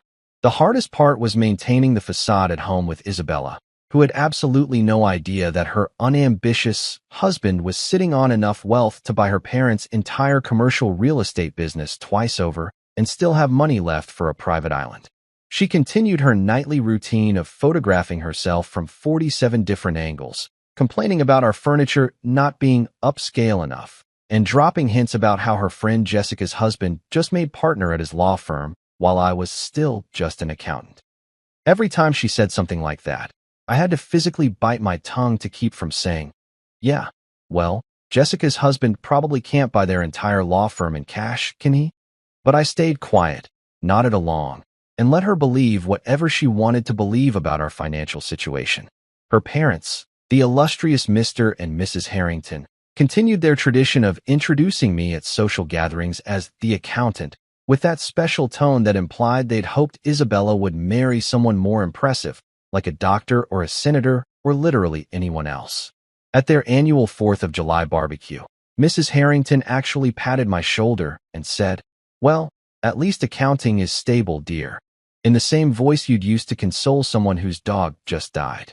I smiled, thanked her for the reassurance, and internally calculated exactly how much it would cost to buy the empty lot next to their office building and turn it into something incredibly annoying, like a 24-hour karaoke bar or a facility that exclusively hosts children's birthday parties.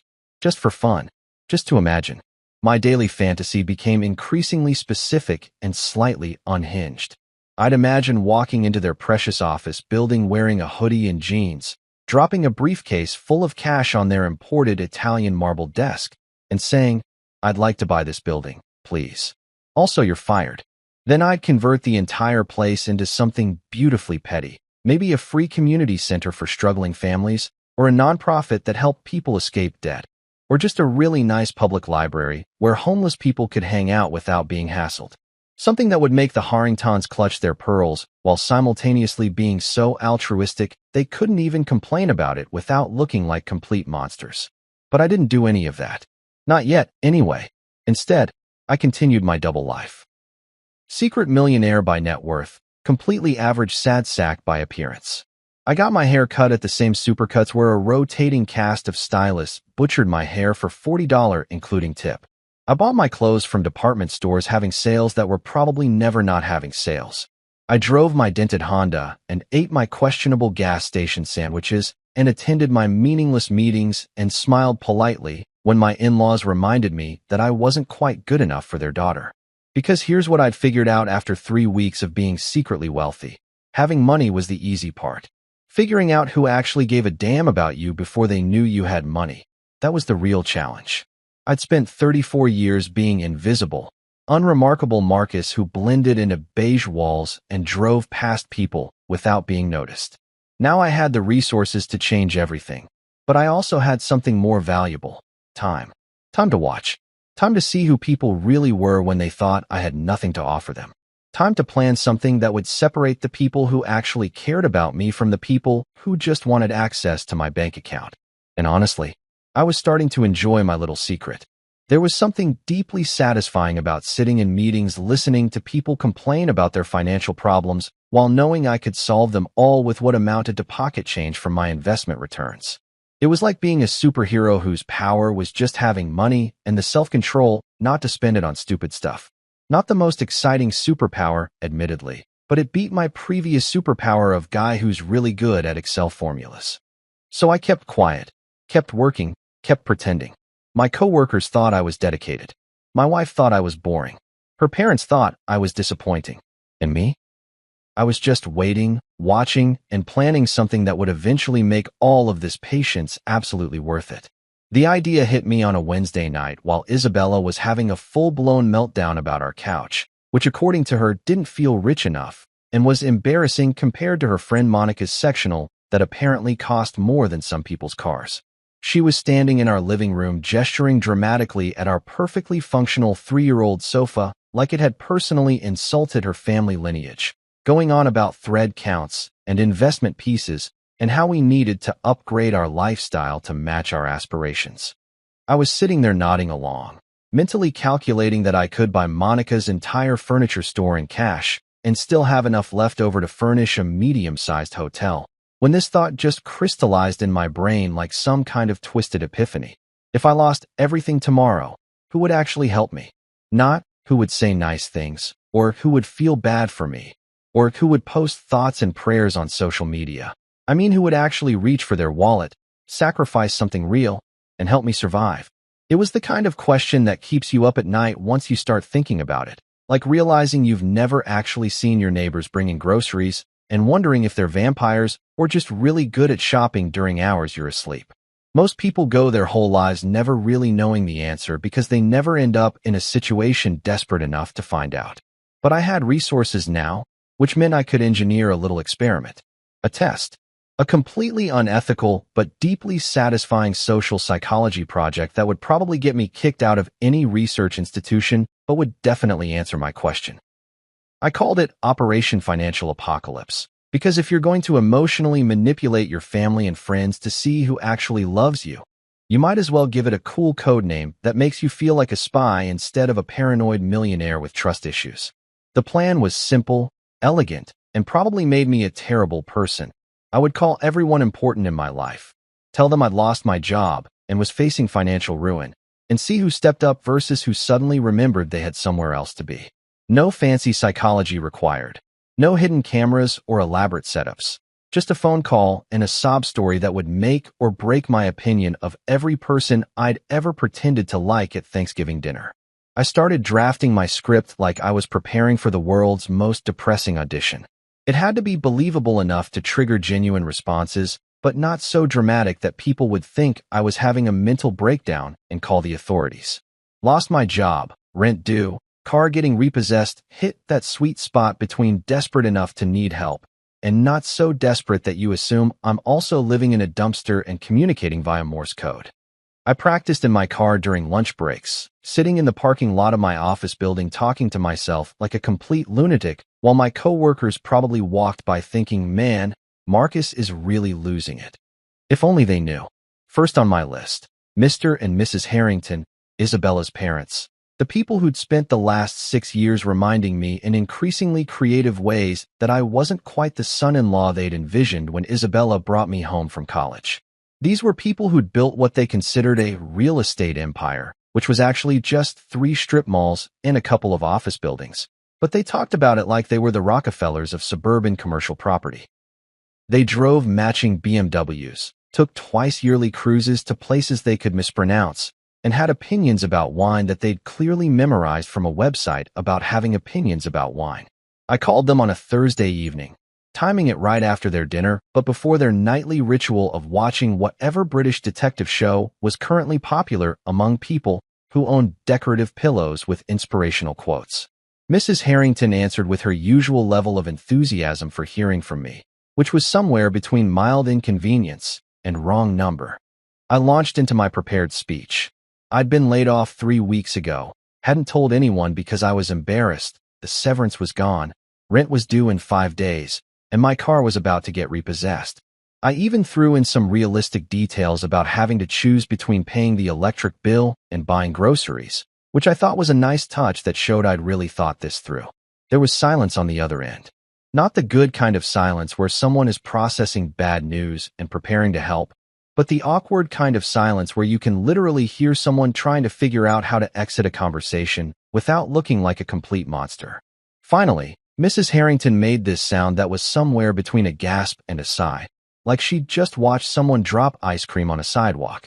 Mildly unfortunate, but ultimately not her problem. "Oh dear," she said in that pitch-perfect tone of fake sympathy that wealthy people use when they encounter poverty they don't want to think about too hard.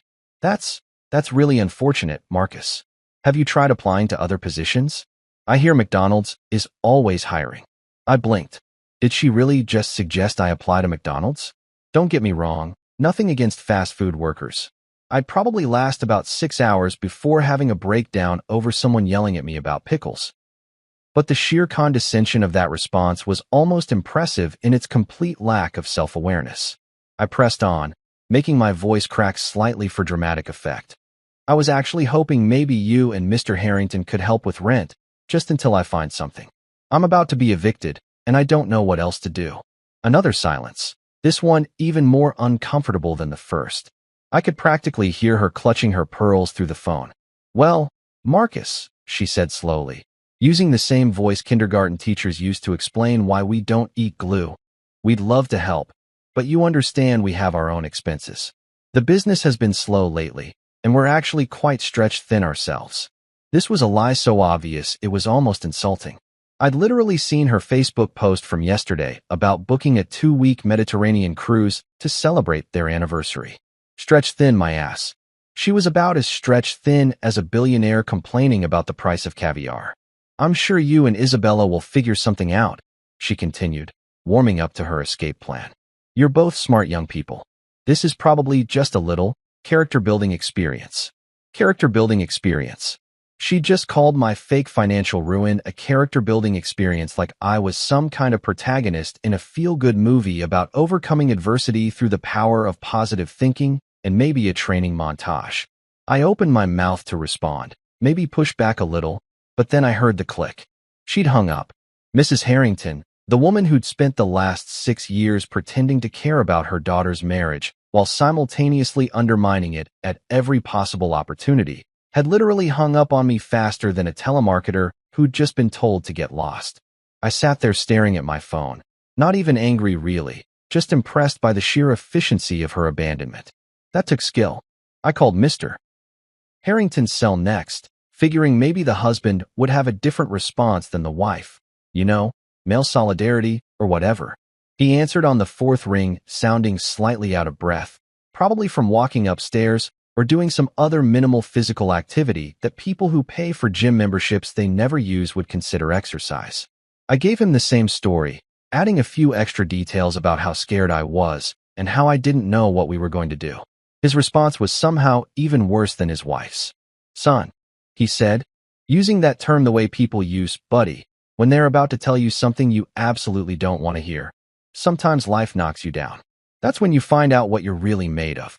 I waited for him to follow that up with an offer to help, maybe even a small loan, something that would indicate he gave even a microscopic damn about his daughter's husband facing homelessness. Instead, he launched into a story about how he'd once been fired from a car dealership back in 1987 and had to work as a janitor for 3 months until he got back on his feet, and how that experience had made him the man he was today. Cool story, I wanted to say. Super inspiring.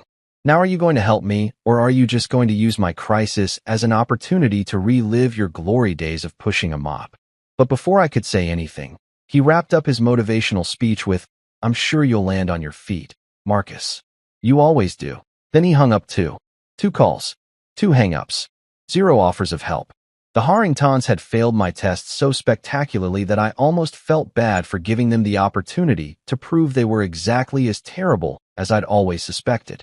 Actually, no, I didn't feel bad at all. I felt weirdly validated, like spending years thinking your in-laws are self-centered jerks, and then having it scientifically confirmed through controlled experimentation. I grabbed my notebook where I'd been keeping track of responses and wrote, "Harrington family. Generosity score equals 0. Actually, negative points for the McDonald's suggestion and the unsolicited motivational speeches. Would not recommend." I sat back on my couch, the same couch Isabella had been complaining about hours earlier, and realized something kind of beautiful. I'd just saved myself years of pretending to respect people who'd literally hung up on me during a crisis. The Harringtons had shown me exactly who they were, and I'd never have to wonder again whether they actually cared or were just going through the motions of family obligation. It was almost liberating in a twisted way, like ripping off a Band-Aid made of fake politeness and revealing the infection underneath. But I wasn't done yet. Operation Financial Apocalypse was just getting started, and I had a whole list of people to call. My phone sat there on the coffee table, charged and ready for round 2. Next up, my loving wife Isabella, who was currently in the bedroom probably taking selfies with 17 different filters to post something about self-care and manifesting abundance. This was going to be interesting. Actually, scratch that. This was going to be absolutely brutal, and some part of me that was probably morally questionable was actually looking forward to it.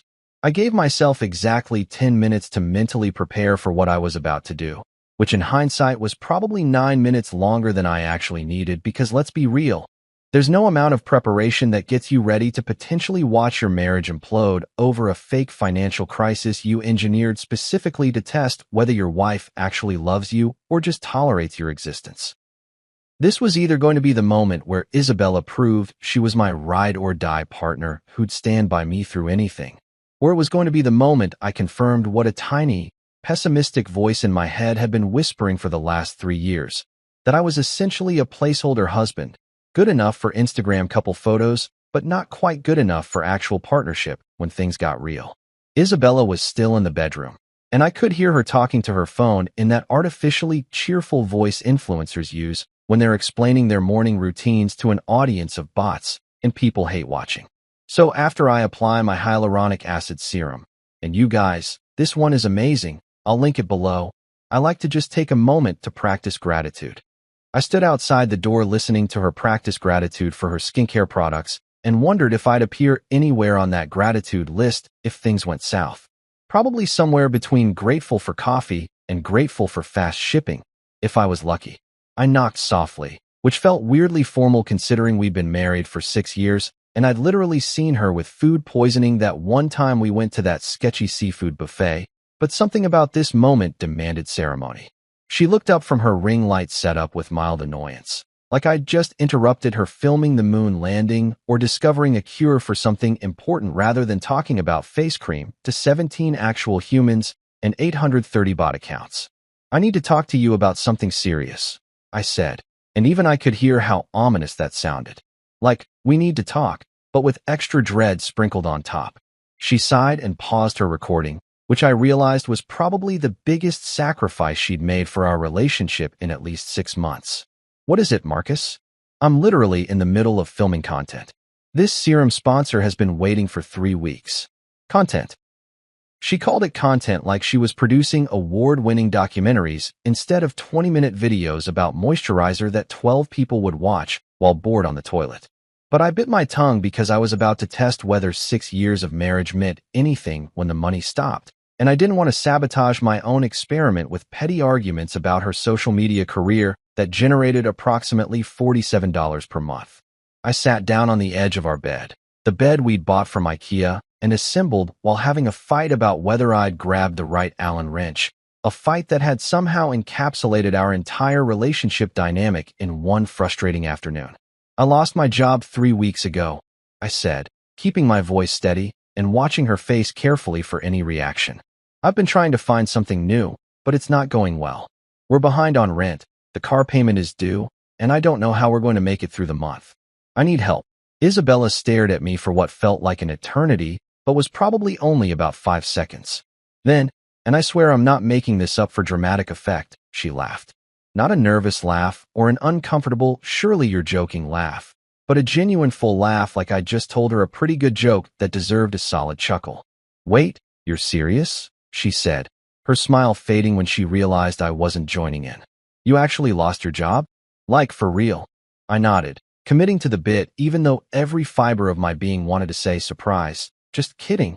I'm actually a millionaire, and this was all a test you're currently failing." She set her phone down, another monumental sacrifice that I would have appreciated more if she wasn't using it to process whether her husband becoming unemployed was going to affect her ability to buy things she didn't need. "How did this happen? Were you not performing well? Did you do something wrong?" Her first questions weren't, "Are you okay?" or "How can I help?" but rather, "Was this your fault?" Which was exactly the kind of response that made me want to end this experiment immediately and go live in a cabin somewhere where people communicated through meaningful silence instead of accusatory questions. "The whole department got laid off." I lied, building on my fictional narrative. "Budget cuts. Nothing I could control. But that doesn't change our situation. We need to figure out how to pay rent in 5 days, and I was hoping maybe you could help with some of your savings, just until I find something new." I knew for a fact she had at least $8,000 in her personal savings account because I'd seen the statement 3 months ago when she left it on the counter. It wasn't a fortune, but it was enough to cover rent and some bills if she actually gave a damn about keeping us housed. Isabella's expression shifted through several emotions in rapid succession: surprise, confusion, and then something that looked disturbingly like disgust. The same face you'd make if you discovered your takeout container had been in the fridge for way too long and was now hosting a science experiment. "Marcus, I can't just give you my savings. That's my money. I've been saving that for emergencies." I wanted to point out that your husband potentially becoming homeless definitely qualified as an emergency, but she wasn't done. "Besides, maybe this is good. Maybe you need this wake-up call." Wake-up call. My wife, the woman I'd supported through 2 failed business ventures, including an Etsy shop that sold exactly 3 handmade candles before she gave up, and a lifestyle blog that peaked at 47 monthly visitors mostly from her own compulsive refreshing, was calling my fake unemployment a wake-up call. "What do you mean?" I asked, genuinely curious where she was going with this because it was clearly nowhere good. She stood up from her filming setup and crossed her arms in that universal posture of someone about to say something they've been holding back for way too long and have finally found the excuse to unleash. "Honestly, Marcus, you've never been ambitious. You've been coasting at that boring accounting job for years, never trying to move up or make more money or do anything impressive. My friends' husbands are making 6 figures, buying investment properties, getting promoted to senior positions. And you're just there, doing the same thing every day, being mediocre." Each word hit like a slap, and the worst part was she was saying it with this casual cruelty, like she was commenting on the weather or reviewing a restaurant that gave her the wrong order. This wasn't heat-of-the-moment anger. This was rehearsed disappointment that she'd apparently been cultivating for God knows how long. "So maybe," she continued, warming up to her theme like a TED Talk speaker who'd finally found their groove, "this is the universe's way of telling you to stop being a loser and actually do something with your life." Loser. My wife of 6 years, the woman who'd promised to love me in sickness and health, for richer or poorer, though apparently that last part had some serious asterisks attached, just called me a loser. Not in a playful way or a joking way, but with genuine conviction, like she'd been waiting for the perfect moment to tell me what she really thought, and I'd just handed her the opportunity gift-wrapped with a bow made of my fake financial crisis. I sat there processing the fact that the woman sharing my bed apparently viewed me as some kind of disappointing participation trophy she'd settled for when her better options didn't work out. Part of me wanted to laugh at the absurdity of it all. Here I was, sitting on $187 million, being called a loser by someone who'd spent the morning filming herself applying face cream and calling it a career. But another part of me, the part that had apparently been holding on to hope that our marriage meant something real, felt like I'd just been punched in the gut by someone I'd trusted not to punch me in the gut. "So you're not going to help," I said, making it a statement rather than a question because the answer was painfully obvious at this point. She shrugged, actually shrugged, like I'd asked her to pick a restaurant and she didn't have a preference. Marcus, I can't help you. You need to help yourself. Maybe get a job at like Target or something while you figure things out. I hear they have benefits. Target. Her solution to her husband's financial crisis was Target, which at least was a step up from her mother's McDonald's suggestion, but was still delivered with the same level of condescension that suggested she'd never actually worked retail and had no idea what she was talking about. This is who you really are, isn't it? I said quietly, more to myself than to her. When things get hard, when I actually need you, this is who shows up. She rolled her eyes. Actually rolled her eyes like a teenager being asked to clean her room. Don't be dramatic, Marcus. Life is hard sometimes. You're an adult. Act like one. Then she picked up her phone, unmuted her ring light, and went right back to filming her skincare routine like we hadn't just had a conversation that essentially ended our marriage. I stood up, my legs feeling weirdly shaky like I'd just run a marathon or witnessed something traumatic, which I guess in a way I had. Good talk, I said with a calmness that surprised even me. She didn't respond, too focused on explaining to her audience of bots why under-eye cream was a game changer. I walked out of the bedroom, closed the doors softly behind me, and made my way to the kitchen where I poured myself a glass of water because apparently billionaires stay hydrated even when their marriages implode during social experiments gone exactly as terribly as expected. I pulled out my notebook and wrote, Isabella, generosity score equals 0. Actually called me a loser. Suggested Target as career solution. Marriage status. Technically still happening, but emotionally deceased. Do not resuscitate. My hand was shaking slightly as I wrote. Not from anger really, but from this weird combination of vindication and devastation. I'd been right about her, which meant I'd spent 6 years married to someone who fundamentally didn't respect me, which meant I'd wasted 6 years of my life on someone who viewed me as a disappointing investment that hadn't appreciated in value. But here's the thing about rock bottom. Even fake rock bottom engineered for experimental purposes, it clarifies things. Isabella had just shown me exactly who she was when the chips were down, and it turned out she was someone who'd rather protect her $8,000 in savings than help her husband avoid homelessness. She was someone who viewed marriage as a performance for Instagram rather than a partnership for actual life. She was someone who'd been secretly thinking I was a loser probably since the day we met, just waiting for the right moment to say it out loud. I looked at my phone, at the list of people I still needed to call. My parents were next, and then my brother Leo. Part of me wanted to stop the experiment right there, go back into the bedroom, and tell Isabella the truth just to see her face when she realized she'd failed the test so spectacularly that I was going to remember this conversation for the rest of my life. But I didn't. I had more calls to make, more people to test, and honestly, I was starting to enjoy the clarity that came from watching people reveal themselves when they thought I had nothing to offer them except problems and disappointment. So I took a sip of my water, picked up my phone, and prepared for round 3. After the absolute emotional demolition derby that was my conversation with Isabella, I needed a minute to collect myself before calling my parents, which is a sentence that perfectly summarizes the state of my family relationships. I sat at my kitchen table staring at my phone like it was a loaded weapon I was about to point at my own head, wondering if maybe I should just stop the experiment now, before I discovered that literally everyone in my life was a terrible person who'd abandon me the second I stopped being useful. But no, I'd come this far, and besides, I had that special kind of morbid curiosity that makes people watch horror movies even though they know everyone's going to die. I needed to see this through. My parents, Gerald and Patricia Hale, were what you'd call old school. In that way that sounds nostalgic and wholesome, but really just means they had opinions about bootstraps and believed that showing emotion was a sign of weakness that would get you eaten by wolves or fired from your job or both. Dad had worked at the same manufacturing plant for 43 years before retiring with a pension that was just barely enough to cover their mortgage and keep them in early bird dinner specials.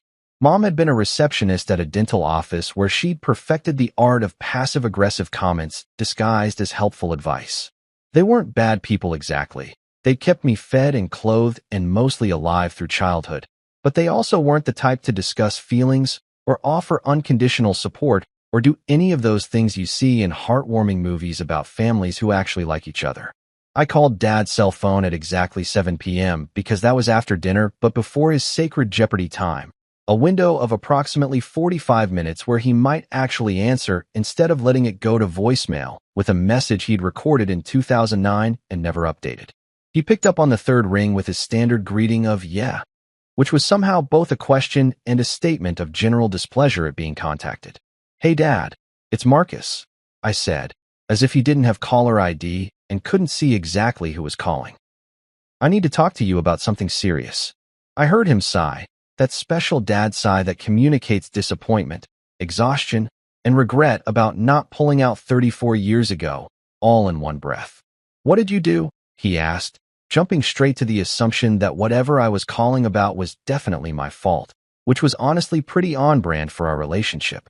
I launched into my prepared speech about losing my job, being behind on rent, car about to get repossessed, the whole 9 yards of fake financial disaster.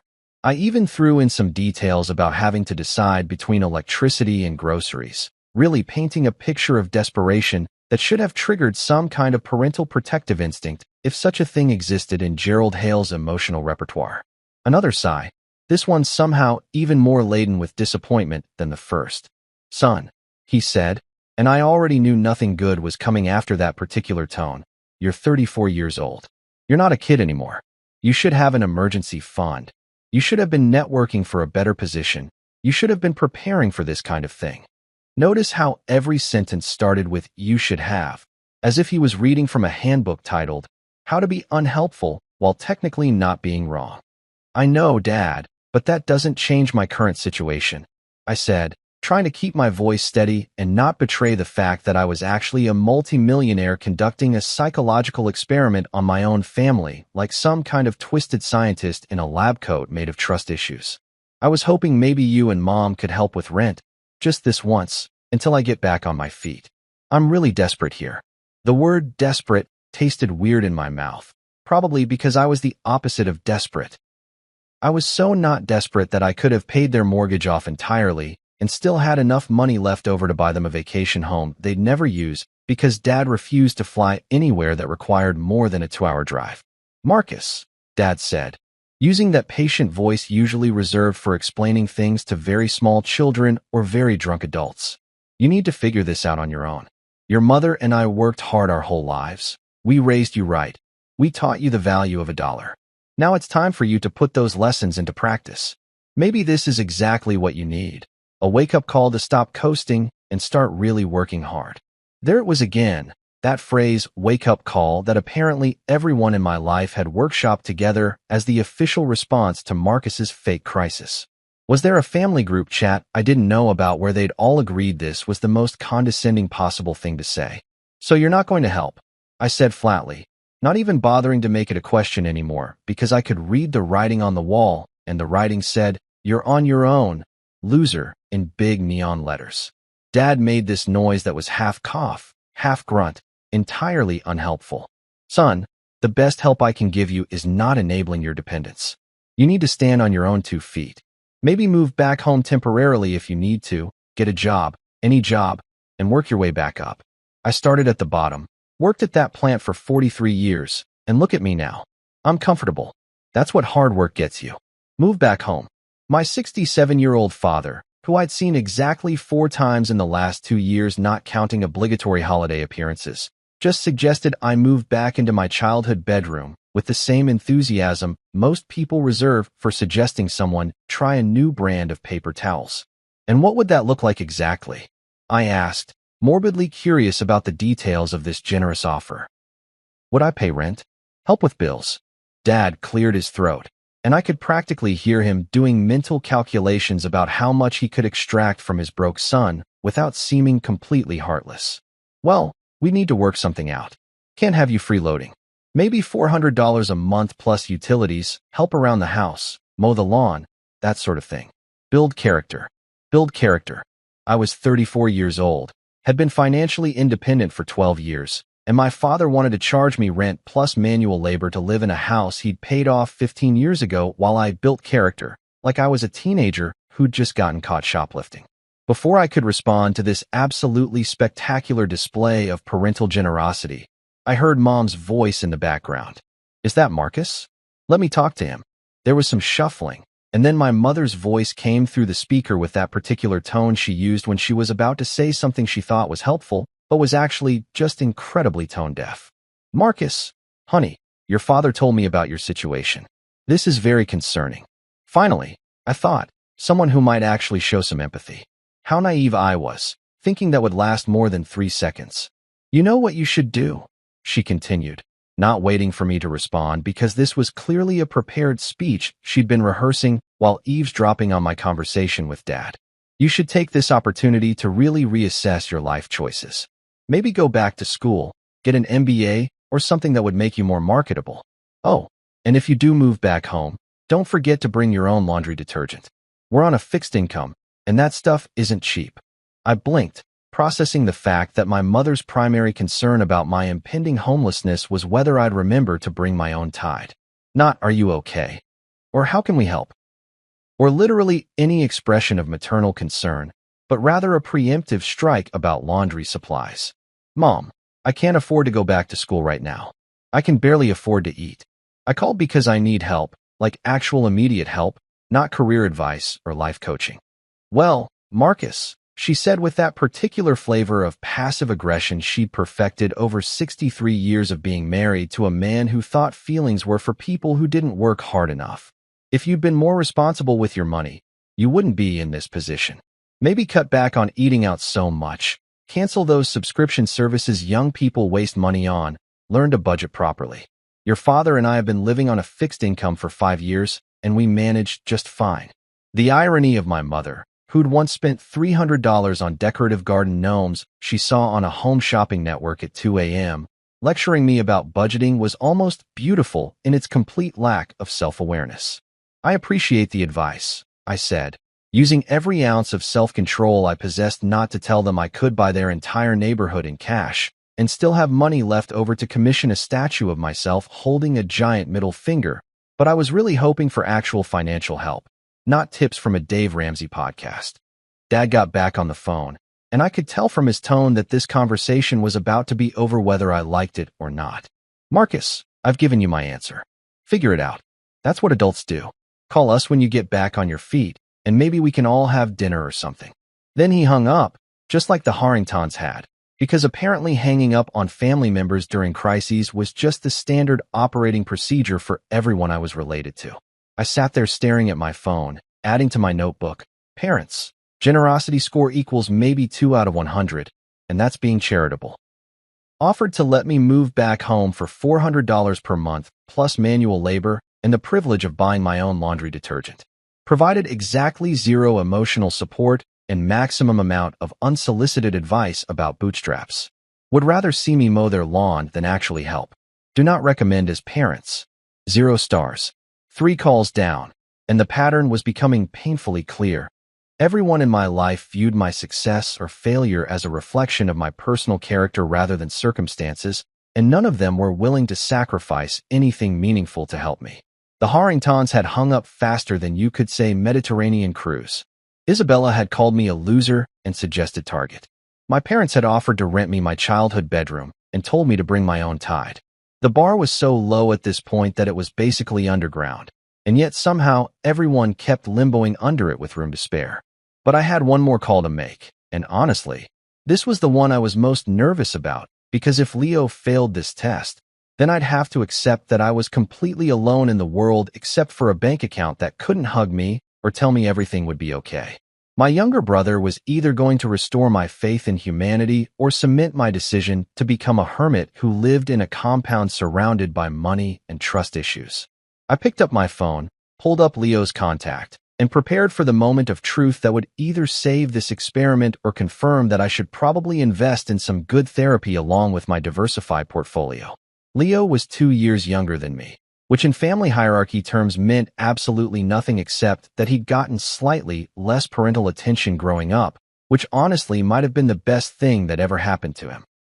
While I'd been pressured into becoming an accountant because it was stable and respectable and something Dad could brag about at his plant reunions, Leo had been left to figure out his own path, which led him to become a mechanic at a shop that specialized in fixing cars so old they should probably be in museums. He worked 60-hour weeks covered in grease and motor oil, made maybe $45,000 a year if he was lucky, lived in a studio apartment that was basically a glorified shoebox with plumbing, and was somehow the happiest person I knew. While I'd been climbing the corporate ladder to mediocrity, Leo had been living his actual life, fixing transmissions and cracking jokes with customers who appreciated honest work done by honest people. We weren't the kind of brothers who talked every day or knew the intimate details of each other's lives. He didn't know about my lottery win, and I didn't know exactly how many engines he'd rebuilt this month, but we had this unspoken understanding that went deeper than regular conversation. Like, I knew if I called him at 3 a.m., he'd answer. And he knew if he needed bail money or someone to help him move a couch up 4 flights of stairs, I'd show up. That kind of brother relationship that didn't require constant maintenance, but was somehow always there when you needed it, like a good cast iron skillet that just keeps working no matter how long you ignore it. I hit his contact and listened to it ring, my heart doing this weird hammering thing that I hadn't experienced during any of the other calls. With Isabella, with my parents, with the Harringtons, I'd known deep down what to expect. They'd confirmed my suspicions, validated my cynicism, and generally behaved exactly as terribly as I predicted. But Leo was different. Leo was the wild card, the variable in my experiment that could go either way, and if he failed this test, I wasn't sure I'd recover from it. Some disappointments you can shrug off. Others rewire your entire understanding of the universe. He answered on the second ring, slightly out of breath. Yo, what's up, man? You okay? You never call on weeknights. Already his first instinct was concern, which was such a stark contrast to everyone else's responses that I almost laughed. No, what do you want? Or this better be important. Just immediate worry that something might be wrong with his older brother who never called on weeknights because weeknights were for watching whatever show Isabella was obsessed with while I mentally calculated compound interest rates. Leo, I'm in trouble, I said, and even though this was supposed to be acting, my voice cracked slightly because the emotional weight of the last 3 calls was finally hitting me like a freight train full of family dysfunction. Like, serious trouble. I lost my job a few weeks ago, and I've been trying to handle it on my own, but I can't anymore. Rent's due in 5 days, my car's about to get repossessed, and I don't know what to do. I'm basically about to be homeless, man.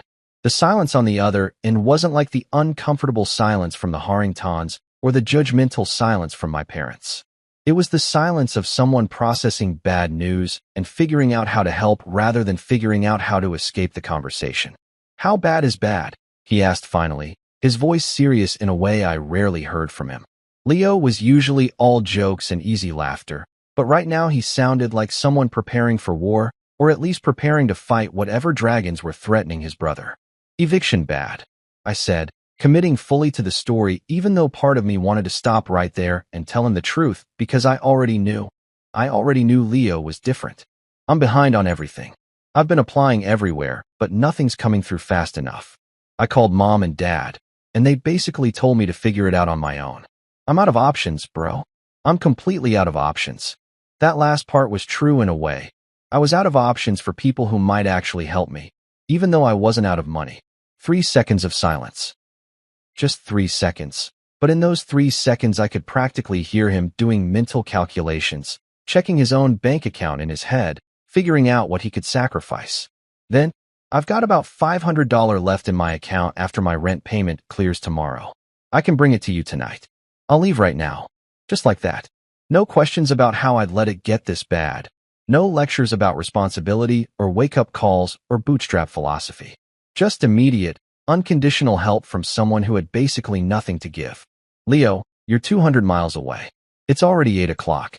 You can't drive 4 hours round trip on a work night just to give me your last $500. I was testing him even further now, giving him an out, an excuse to back down and preserve his own life while still technically offering help. But Leo, being Leo, didn't take the out. He never took the out. Man, I can call in sick tomorrow. Tony owes me like 17 favors anyway. You're my brother. You think I'm gonna let you sleep in your car or some shit? Hell no. I'm leaving in 10 minutes, soon as I grab some gas station coffee for the drive. Something in my chest cracked open, and I realized with startling clarity that I was going to cry, which was not part of the plan for this experiment. I was supposed to be the detached scientist observing human behavior, not the emotional mess getting destroyed by the first genuine display of selflessness I'd witnessed in 6 years of marriage and 34 years of family dynamics. You'd really do that? I asked, my voice embarrassingly shaky. Drive 4 hours and give me your last $500. Money you probably need for your own bills. Marcus, he said, and I could hear him moving around his apartment, probably grabbing his keys and wallet. When you broke your arm in 8th grade and needed someone to write your English essay so you wouldn't fail, who did that? When I got arrested for that stupid fight outside that bar when I was 22 and needed bail money at 2 a.m., who showed up? We're brothers, man. That's what brothers do. Money comes and goes, but family, real family, not the DNA kind but the I'd take a bullet for you kind, that's forever. He was right, and he was wrong at the same time. He was right that we'd always shown up for each other, but he was wrong about the family part if he was including our parents in that definition. Mom and Dad had proven tonight that DNA meant nothing without action backing it up. They'd shown me that being family by birth didn't mean anything if you weren't willing to be family by choice. But Leo was choosing to be family, choosing to sacrifice, choosing to drive 200 miles on a work night with his last $500 because his brother needed help. That was real. That was the thing I'd been searching for through this whole twisted experiment. I'll be there by midnight, maybe 12:30 if traffic sucks, he continued, and I could hear his apartment door closing, his footsteps heading toward wherever he'd parked his beat-up Ford Ranger that probably needed more mechanical work than he had time to give it. Don't do anything stupid before I get there, okay? Don't panic. We'll figure this out together. I can cover your rent, maybe 2 weeks of food, and we'll make a plan for the rest. You're gonna be fine, bro. I promise. That sentence hit me harder than Isabella calling me a loser, harder than my parents suggesting I mow their lawn for character development, harder than the Harringtons hanging up on me like I was a telemarketer selling timeshares in hell. We'll figure this out together. Not, you'll figure it out, or you should have figured it out already, but together, like we were a team, like my problem was his problem, like that's just what you do when someone you love is drowning. You don't throw them a pamphlet about swimming lessons. You jump in the water. Leo, I started, not even sure what I was going to say. Thank you felt inadequate. I love you felt too vulnerable for a phone call when I was already emotional. You're the only person who passed this test felt too weird to explain without revealing the whole experiment. I really appreciate this, man. More than you know.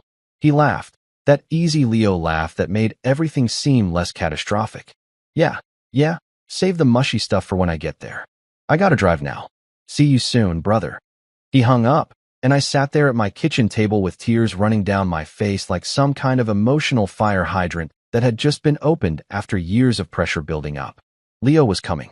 Leo, who made $45,000 a year and lived in a shoebox, was driving 200 miles at night with his last $500 because his brother, who was actually a secret millionaire conducting a psychological experiment, needed help.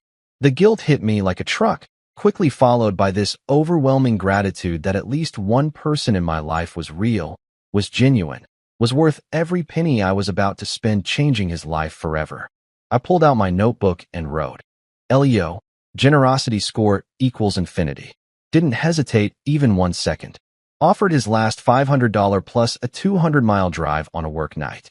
Asked 0 questions about how I got here. Gave 0 lectures about responsibility. This is what family actually looks like. This is what love actually looks like. Note to self.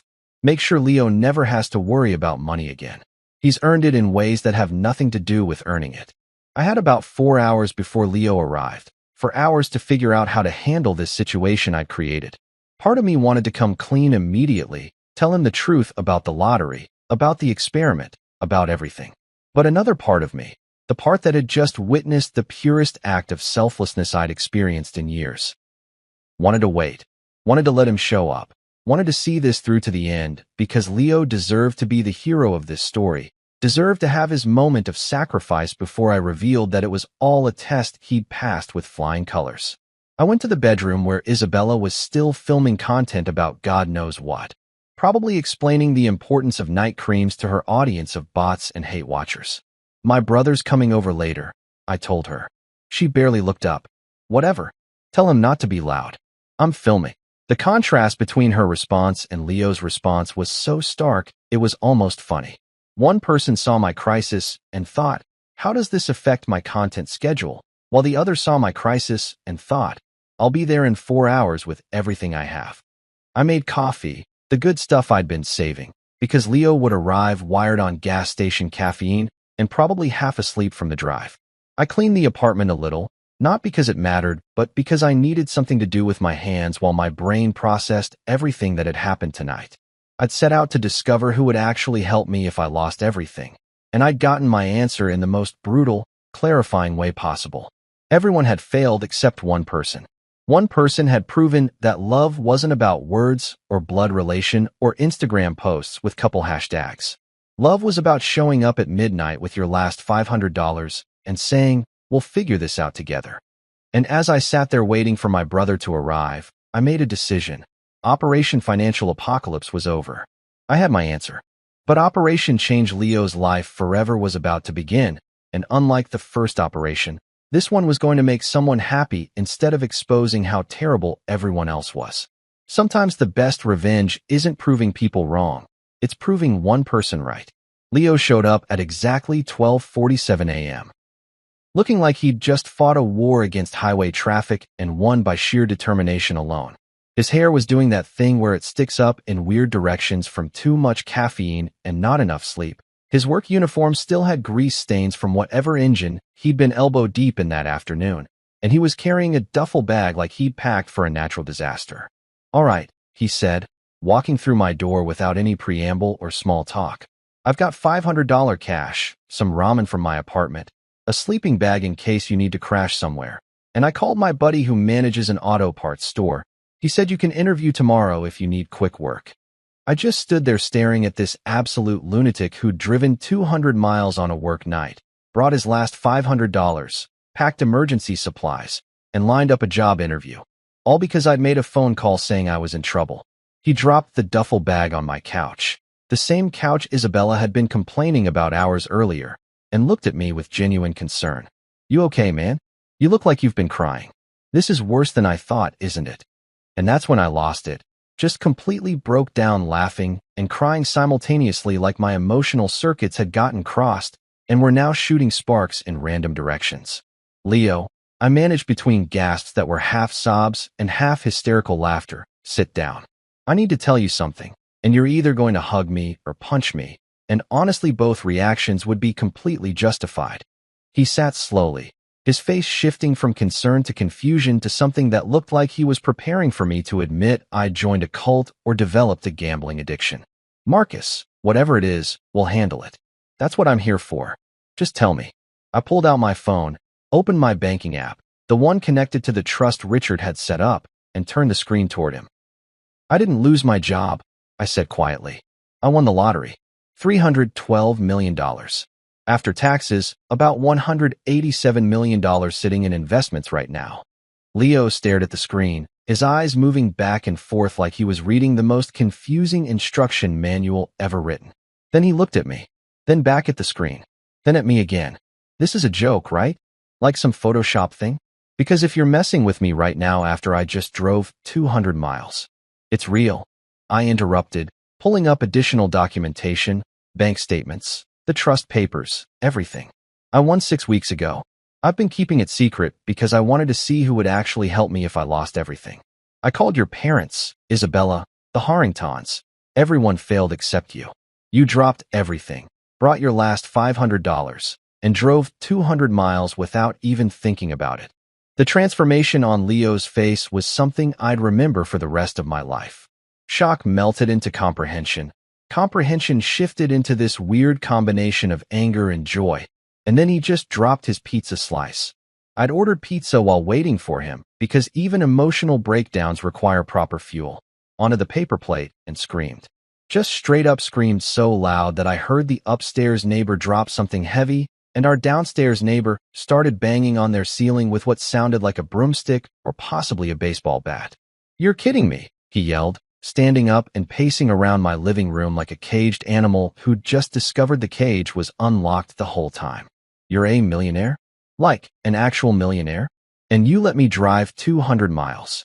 I winced, fully accepting that I deserved whatever verbal beating was about to come. I know, It sounds insane when you say it out loud. But before I could finish, Leo grabbed me in a hug that nearly cracked my ribs, lifting me slightly off the ground despite being 2 inches shorter than me. "You beautiful, twisted, paranoid genius," he said, still squeezing the air out of my lungs. "You actually tested everyone. You made them show their true colors. Man, that's either the smartest or the most messed up thing I've ever heard, and I can't decide which." He released me, and I gasped for air while he processed everything. "So wait, Mom and Dad failed? Isabella failed? The Harringtons failed?" I nodded, pulling out my notebook with all the generosity scores. He read through it, his expression darkening as he got to Isabella's entry. "She called you a loser? While you're sitting on $187 million. Oh man, this is too good." We spent the next hour talking through everything. How I'd won, how I'd kept it secret, how each conversation had gone, and most importantly, what I was planning to do next. "Here's the thing," I said, spreading out papers on my coffee table like we were planning a heist instead of planning our futures. "I don't want revenge in the traditional sense. I don't want to hurt anyone or expose them publicly or do anything that makes me look petty. But I do want to build something meaningful, something that helps people like you. People who show up when it matters." Leo was quiet for a moment, then asked the question I'd been hoping he'd ask. "So what do we do now?" Not, "What are you going to do?" but "What are we going to do?" Because that's who Leo was. He'd shown up with his last $500, and even after learning it was a test, he was still thinking in terms of partnership rather than personal gain. "We start a foundation," I said. "We help middle-class families escape debt traps. We invest in small businesses owned by people who actually give a damn. We build something that matters. And we do it quietly, without flashy press releases or Instagram announcements or any of the attention-seeking garbage that would attract exactly the kind of people we're trying to avoid." "Wait," Leo said, holding up his hand. "You keep saying we. Like, you want me involved in this?" I looked at him like he'd just asked if water was wet. "Leo, you drove 200 miles with your last $500. You didn't ask questions, you didn't judge, you just showed up. Yeah, I want you involved. Actually, I need you involved, because apparently you're the only person in my life who understands what loyalty actually means." That night, somewhere around 3 a.m., fueled by cold pizza and the kind of adrenaline that comes from having your entire worldview validated, we drafted what we called the revenge budget. Though revenge was probably the wrong word because it was less about punishing people and more about rewarding the right ones. We listed everyone who'd failed the test with their respective generosity scores. Isabella, 0, parents, 2, Harringtons, -100 because that McDonald's suggestion deserved negative points. And then we listed Leo with his infinity score and started planning how to make sure he never had to worry about money again, while simultaneously using our resources to help people who actually deserved it. 3 months after the Great Revelation Pizza Summit, as Leo and I had started calling that night, I walked into Peterson, Bradley and Associates for the last time, wearing my favorite blue button-down and a smile that probably looked slightly unhinged to anyone who'd known me as boring Marcus the accountant. I submitted my 2 weeks' notice to Derek from marketing, who looked genuinely confused that I was leaving without another position lined up. "Marcus, are you sure about this? The economy is uncertain right now, and positions in accounting aren't exactly growing on trees." I wanted to tell him that I could buy the entire firm and turn his cubicle into a meditation room for stressed billionaires, but instead I just said, "I've got an opportunity in Austin. New venture. Can't pass it up." Austin was Leo's idea, actually. "If we're going to start fresh and build something real," he'd said during one of our late-night planning sessions that had become our new routine, "we need to go somewhere nobody knows us, somewhere we can work without your in-laws showing up asking why you're not at your real job." He had a point. Plus, Austin had good tacos, a weirdly vibrant business community, and enough tech money floating around that 2 guys starting an investment firm wouldn't raise eyebrows or questions we didn't want to answer. The hardest part was telling Isabella the first was leaving, though hardest is probably the wrong word. It was more like the most satisfying in a deeply petty way. I sat her down one evening while she was editing photos for her Instagram, which now had a whopping 891 followers after she'd bought 100 bot accounts to boost her numbers. "I got a job offer in Austin," I said, watching her face carefully. "It's an accounting position with a startup. Pays about the same, but it's a good opportunity. I'm taking it. We're moving in 2 weeks. She looked up from her phone with an expression that could only be described as annoyed inconvenience, like I'd just told her we were out of oat milk instead of announcing a cross-state relocation. Marcus, I can't just move to Austin. My whole life is here. My friends, my content creation, my brand. Her brand.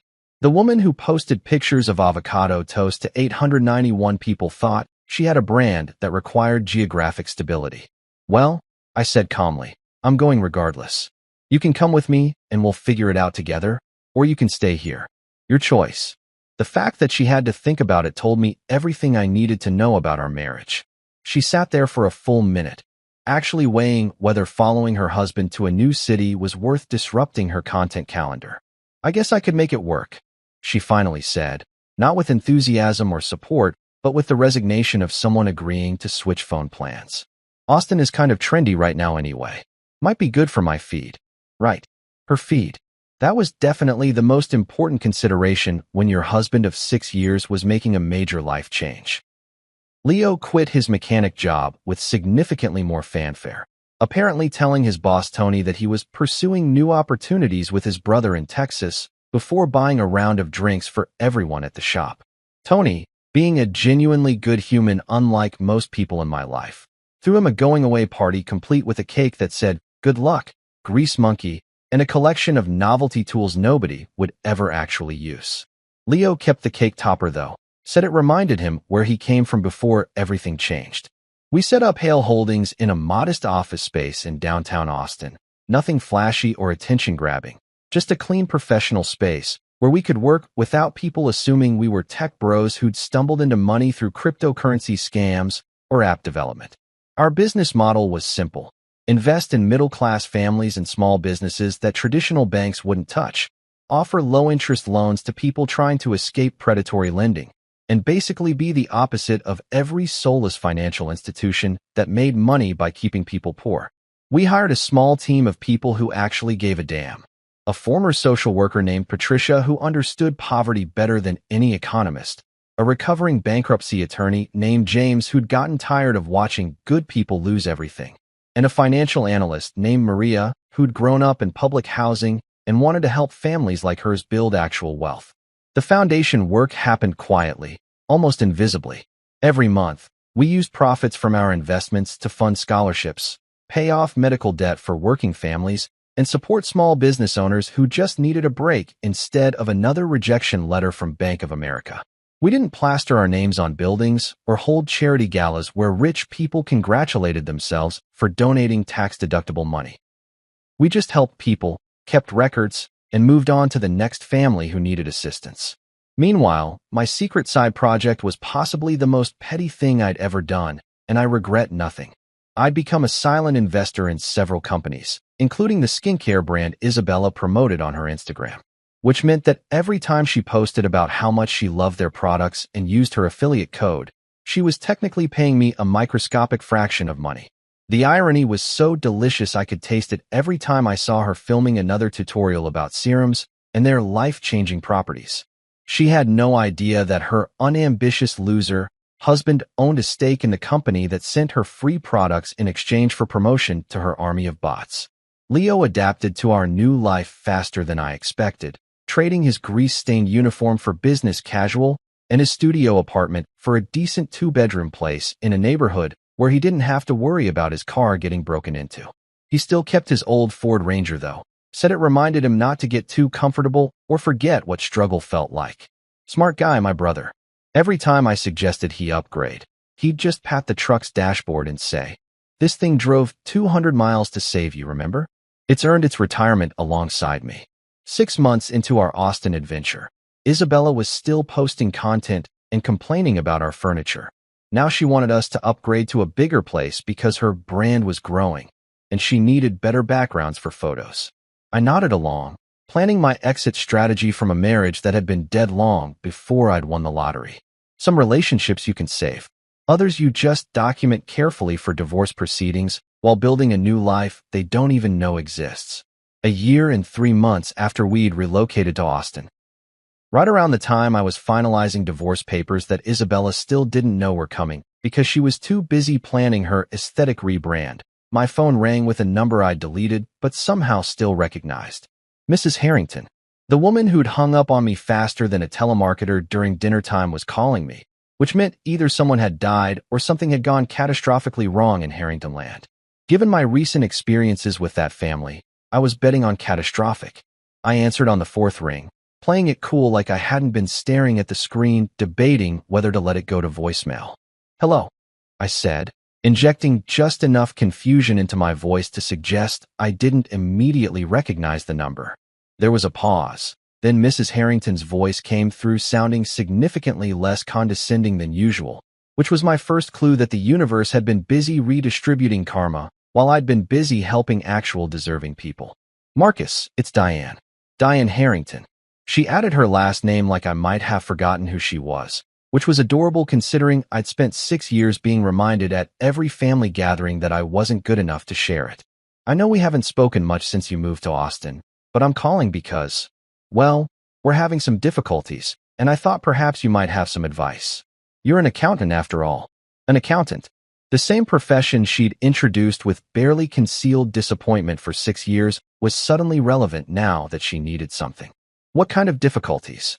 I asked, settling into my office chair and preparing for what I suspected would be a masterclass in schadenfreude. She sighed, one of those long dramatic sighs that rich people use when they're about to explain how they've become slightly less rich and expect sympathy. "The business is struggling. Actually, it's worse than struggling. We're facing bankruptcy. Several of our major tenants didn't renew their leases. The strip malls are hemorrhaging money, and we've had to take out loans just to cover the mortgages. We're losing everything, Marcus." I let that sit for a moment, processing the delicious irony that the people who'd suggested I apply to McDonald's when I was broke were now actually broke themselves. "That's unfortunate," I said, using the exact same tone Mrs. Harrington had used when I'd called asking for help. "Have you tried applying for other work? I hear commercial real estate isn't the only field out there." The silence on the other end told me she'd caught the call back to her own words, though whether she remembered saying them to me was unclear. "Marcus, we need help. Real help. Not advice, but actual financial assistance. We're about to lose everything. The business, the house, everything we've built. And Isabella mentioned you're doing well in Austin. Something about a startup? We were hoping maybe you could loan us some money, just to get us through this rough patch." The audacity was almost impressive. These people had hung up on me when I'd asked for help with rent, but now they wanted a loan to save their failing business? The universe really did have a sense of humor. Before I could respond, I heard a click and Isabella's voice joined the call. "Marcus, please. They're my parents. We have to help them." "We." She said, "we," like we were still a team, like she hadn't called me a loser and suggested Target as my career path, like our marriage was anything more than a legal document I was about to shred through divorce proceedings. "They could lose everything," she continued, her voice taking on that whiny quality she used when she wanted something expensive. "Surely we can spare something to help family." Family. That word again, weaponized and deployed whenever people needed something, but conspicuously absent when I'd needed them.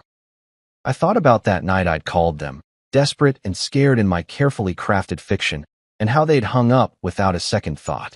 I thought about Mrs. Harrington's suggestion that I apply to McDonald's, about Mr. Harrington's lecture on character building, about how neither of them had offered even $1 of help when they thought I had nothing. "I appreciate you calling," I said slowly, choosing my words carefully because what I was about to do required precision, "but I'm not in a position to loan money to the business. My startup is doing okay, but we're not exactly swimming in extra cash." This was a lie so massive it probably registered on seismographs, but they didn't need to know that. "However," I continued, watching Leo walk past my office and give me a thumbs up because he'd been waiting for this moment almost as eagerly as I had, "I can point you toward a foundation that helps struggling families. They might be able to assist with debt management." I gave them the contact information for Hale Holdings' charitable arm, the same foundation that had been quietly helping middle-class families escape exactly the kind of financial ruin the Harringtons were facing. They'd never know that the anonymous donor who would eventually review their case was me, that every cent of assistance they received would come from the fortune they'd dismissed when I'd needed them. "Thank you, Marcus," Mrs. Harrington said, her voice thick with emotion that might have been genuine or might have been performed for my benefit. We really appreciate this. You're being very kind, given everything. Given everything. That was one way to describe their complete abandonment of me during my fake crisis, I supposed. After we hung up, I sat there for a moment processing the conversation. Leo knocked on my office door and peeked in, grinning like he'd just won a prize at the county fair. So, did they ask for money? I nodded, and his grin widened. And you're going to help them through the foundation? I nodded again, anonymously. Another nod. Man, that's either the most mature or the most passive-aggressive thing you've ever done, and honestly, it's probably both. 2 weeks later, after our foundation's team had reviewed the Harrington case, complete with financial records that showed years of poor decisions, over-leveraging, and the kind of fiscal irresponsibility that would make any accountant weep, we approved a debt consolidation package that would save their business and their house. Not because they deserved it, but because Isabella would have suffered too, and despite everything, I wasn't trying to destroy lives. I was just trying to prove a point about who people really are when you strip away the pretense. The foundation sent them a letter explaining that an anonymous donor had covered their debts as part of our mission to help families in crisis. No name, no credit, just a simple statement that someone had decided they were worth saving. When Isabella called to tell me about it, crying with relief and gratitude, I listened to her talk about miracles and blessings and how they'd learned such an important lesson about humility. Maybe this is the universe's way of teaching us to be more generous, she said, apparently missing the irony that the universe's lesson was being funded by the husband she'd called a loser. Maybe it is, I agreed, signing divorce papers while she talked. Maybe it's life's way of teaching everyone about generosity. The papers would be filed next week, right after I moved my personal belongings to the house I'd bought under an LLC that Isabella knew nothing about. But for now, I let her believe in miracles and lessons in cosmic justice, because the truth was so much better than any explanation I could provide. Chapter 10, FAMI. 2 years after the night Leo drove 200 miles with his last $500, we were sitting in our downtown Austin office being interviewed by a local news station about Hale Holdings' success in helping over 300 families escape crushing debt. The reporter, an enthusiastic woman named Jessica, who'd done her homework, kept asking about our motivation. What inspired you to create a foundation specifically targeting middle-class families? She asked, her cameraman adjusting angles to capture our modest office that looked nothing like the marble and mahogany nightmare most financial firms seemed to require. Leo glanced at me, that knowing look that had become our secret language over the past 2 years. We believe in showing up for people, he said simply. Most financial institutions are there when you don't need them and gone when you do. We wanted to flip that script, be there when it actually matters. The reporter loved that answer, scribbled notes furiously, and asked about our background. That's when things got interesting, because explaining how a former mechanic and an ex-accountant built a multi-million-dollar foundation without mentioning lottery winnings required some creative storytelling. Smart investments and good timing, I said, which was technically true if you considered winning the lottery the ultimate good timing. We saw opportunities others missed, took some calculated risks, and it paid off. Now we're using those resources to help people who just need a break, not a lecture about bootstraps. That last part earned a laugh from Jessica, and I knew the interview would play well because people were tired of success stories that involved trust funds and family money. They wanted to believe that regular people could make it, could build something meaningful, even if our particular origin story involved more luck than labor. After the interview wrapped and the news crew packed up their equipment, my phone buzzed with a text from Mom. Saw you on the news. Didn't realize you were doing so well. Dad and I would love to have dinner when you're in town next. I showed Leo, who made a face like he'd just smelled expired milk. Let me guess. Now that you're successful and on TV, suddenly they want family dinners. I nodded, typing a response that was polite but non-committal. Maybe sometime, with no actual plans attached, the universal language of people who'd rather eat glass than make concrete plans with family who'd failed the loyalty test. The truth was, I'd never told my parents about the lottery, about the experiment, about any of it. They still thought I was just an accountant who'd gotten lucky with a startup in Austin. I'd helped them once, anonymously paying off their mortgage through a complicated series of transactions that made it look like a bank error in their favor. They'd questioned it briefly, then accepted it the way people accept good fortune they don't want to examine too closely. That was enough. They didn't need to know their son was the mysterious benefactor, didn't need to be part of my actual life. They'd made their choice that night. They'd offered to rent me my childhood bedroom and told me to bring my own laundry detergent. Isabella, on the other hand, had taken the divorce about as well as expected, which is to say she'd been shocked, offended, and immediately started posting cryptic Instagram stories about toxic people and knowing your worth. She tried to claim she deserved half of everything in the divorce, but since she didn't know about the lottery money and I'd been careful to keep Hale holdings separate from marital assets, she'd walked away with exactly what she'd brought to the marriage: her 891 Instagram followers and a collection of skincare products from a company I partially owned. The irony still made me smile during boring conference calls. Last month, Leo and I had bought a house together. Not a romantic thing, just two brothers who decided that family was about choice rather than biology, about showing up rather than showing off. It had a garage where Leo could work on cars for fun, an office where I could manage investments, and enough space that we weren't constantly tripping over each other. His girlfriend Maria, the financial analyst we'd hired, had basically moved in too, and the three of us had formed this weird little chosen family that worked better than any biological family I'd ever experienced. "Hey," Leo said, walking into my office with 2 beers even though it was only 3 in the afternoon, because being your own boss meant making your own rules about appropriate drinking times. "I've been thinking about that night I drove to your place with the $500. I took the beer, knowing where this was going because we'd had this conversation in various forms about 17 times over the past 2 years. "I still think you owe me that $500 plus interest," he continued, grinning. 2 years of compound interest on $500? That's gotta be like, at least $550 by now. I laughed, pulled out my phone, and transferred $500,550 to his account. There, $500 original loan, plus $550 interest, plus an extra $500,000 because you're technically right. I do owe you more than I could ever repay. He checked his phone, saw the transfer, and for a moment looked like he might cry. "You're an idiot," he said, but his voice cracked slightly. "You know I was joking, right?" I shrugged. "Yeah, but you also drove 200 miles at midnight with your last $500 when everyone else hung up on me. That's worth more than $500,000, but it's a start." We sat there drinking our beers in comfortable silence, the kind of silence that only exists between people who've proven themselves to each other in ways that matter.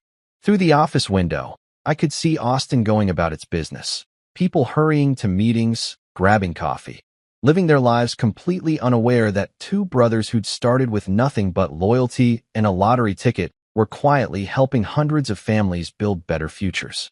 "You ever regret it?" Leo asked suddenly. "The experiment? Testing everyone like that?" I thought about it, really thought about it. Did I regret discovering that my wife thought I was a loser? That my parents would charge me rent during a crisis? That my in-laws valued their cruise fund more than their son-in-law's survival? Not even a little, I said honestly. Because if I hadn't tested them, I never would have known for sure. And more importantly, I never would have seen you drop everything to help me. That moment, that phone call where you didn't hesitate, that changed everything. See, winning the lottery didn't change who I was fundamentally. The money was just money. Numbers in an account that could buy things but couldn't buy character or loyalty or the kind of love that drives 200 miles at midnight. But pretending to lose everything? That showed me exactly who people were when the masks came off, when the performance ended, when it was just raw human nature making decisions about whether to help or abandon.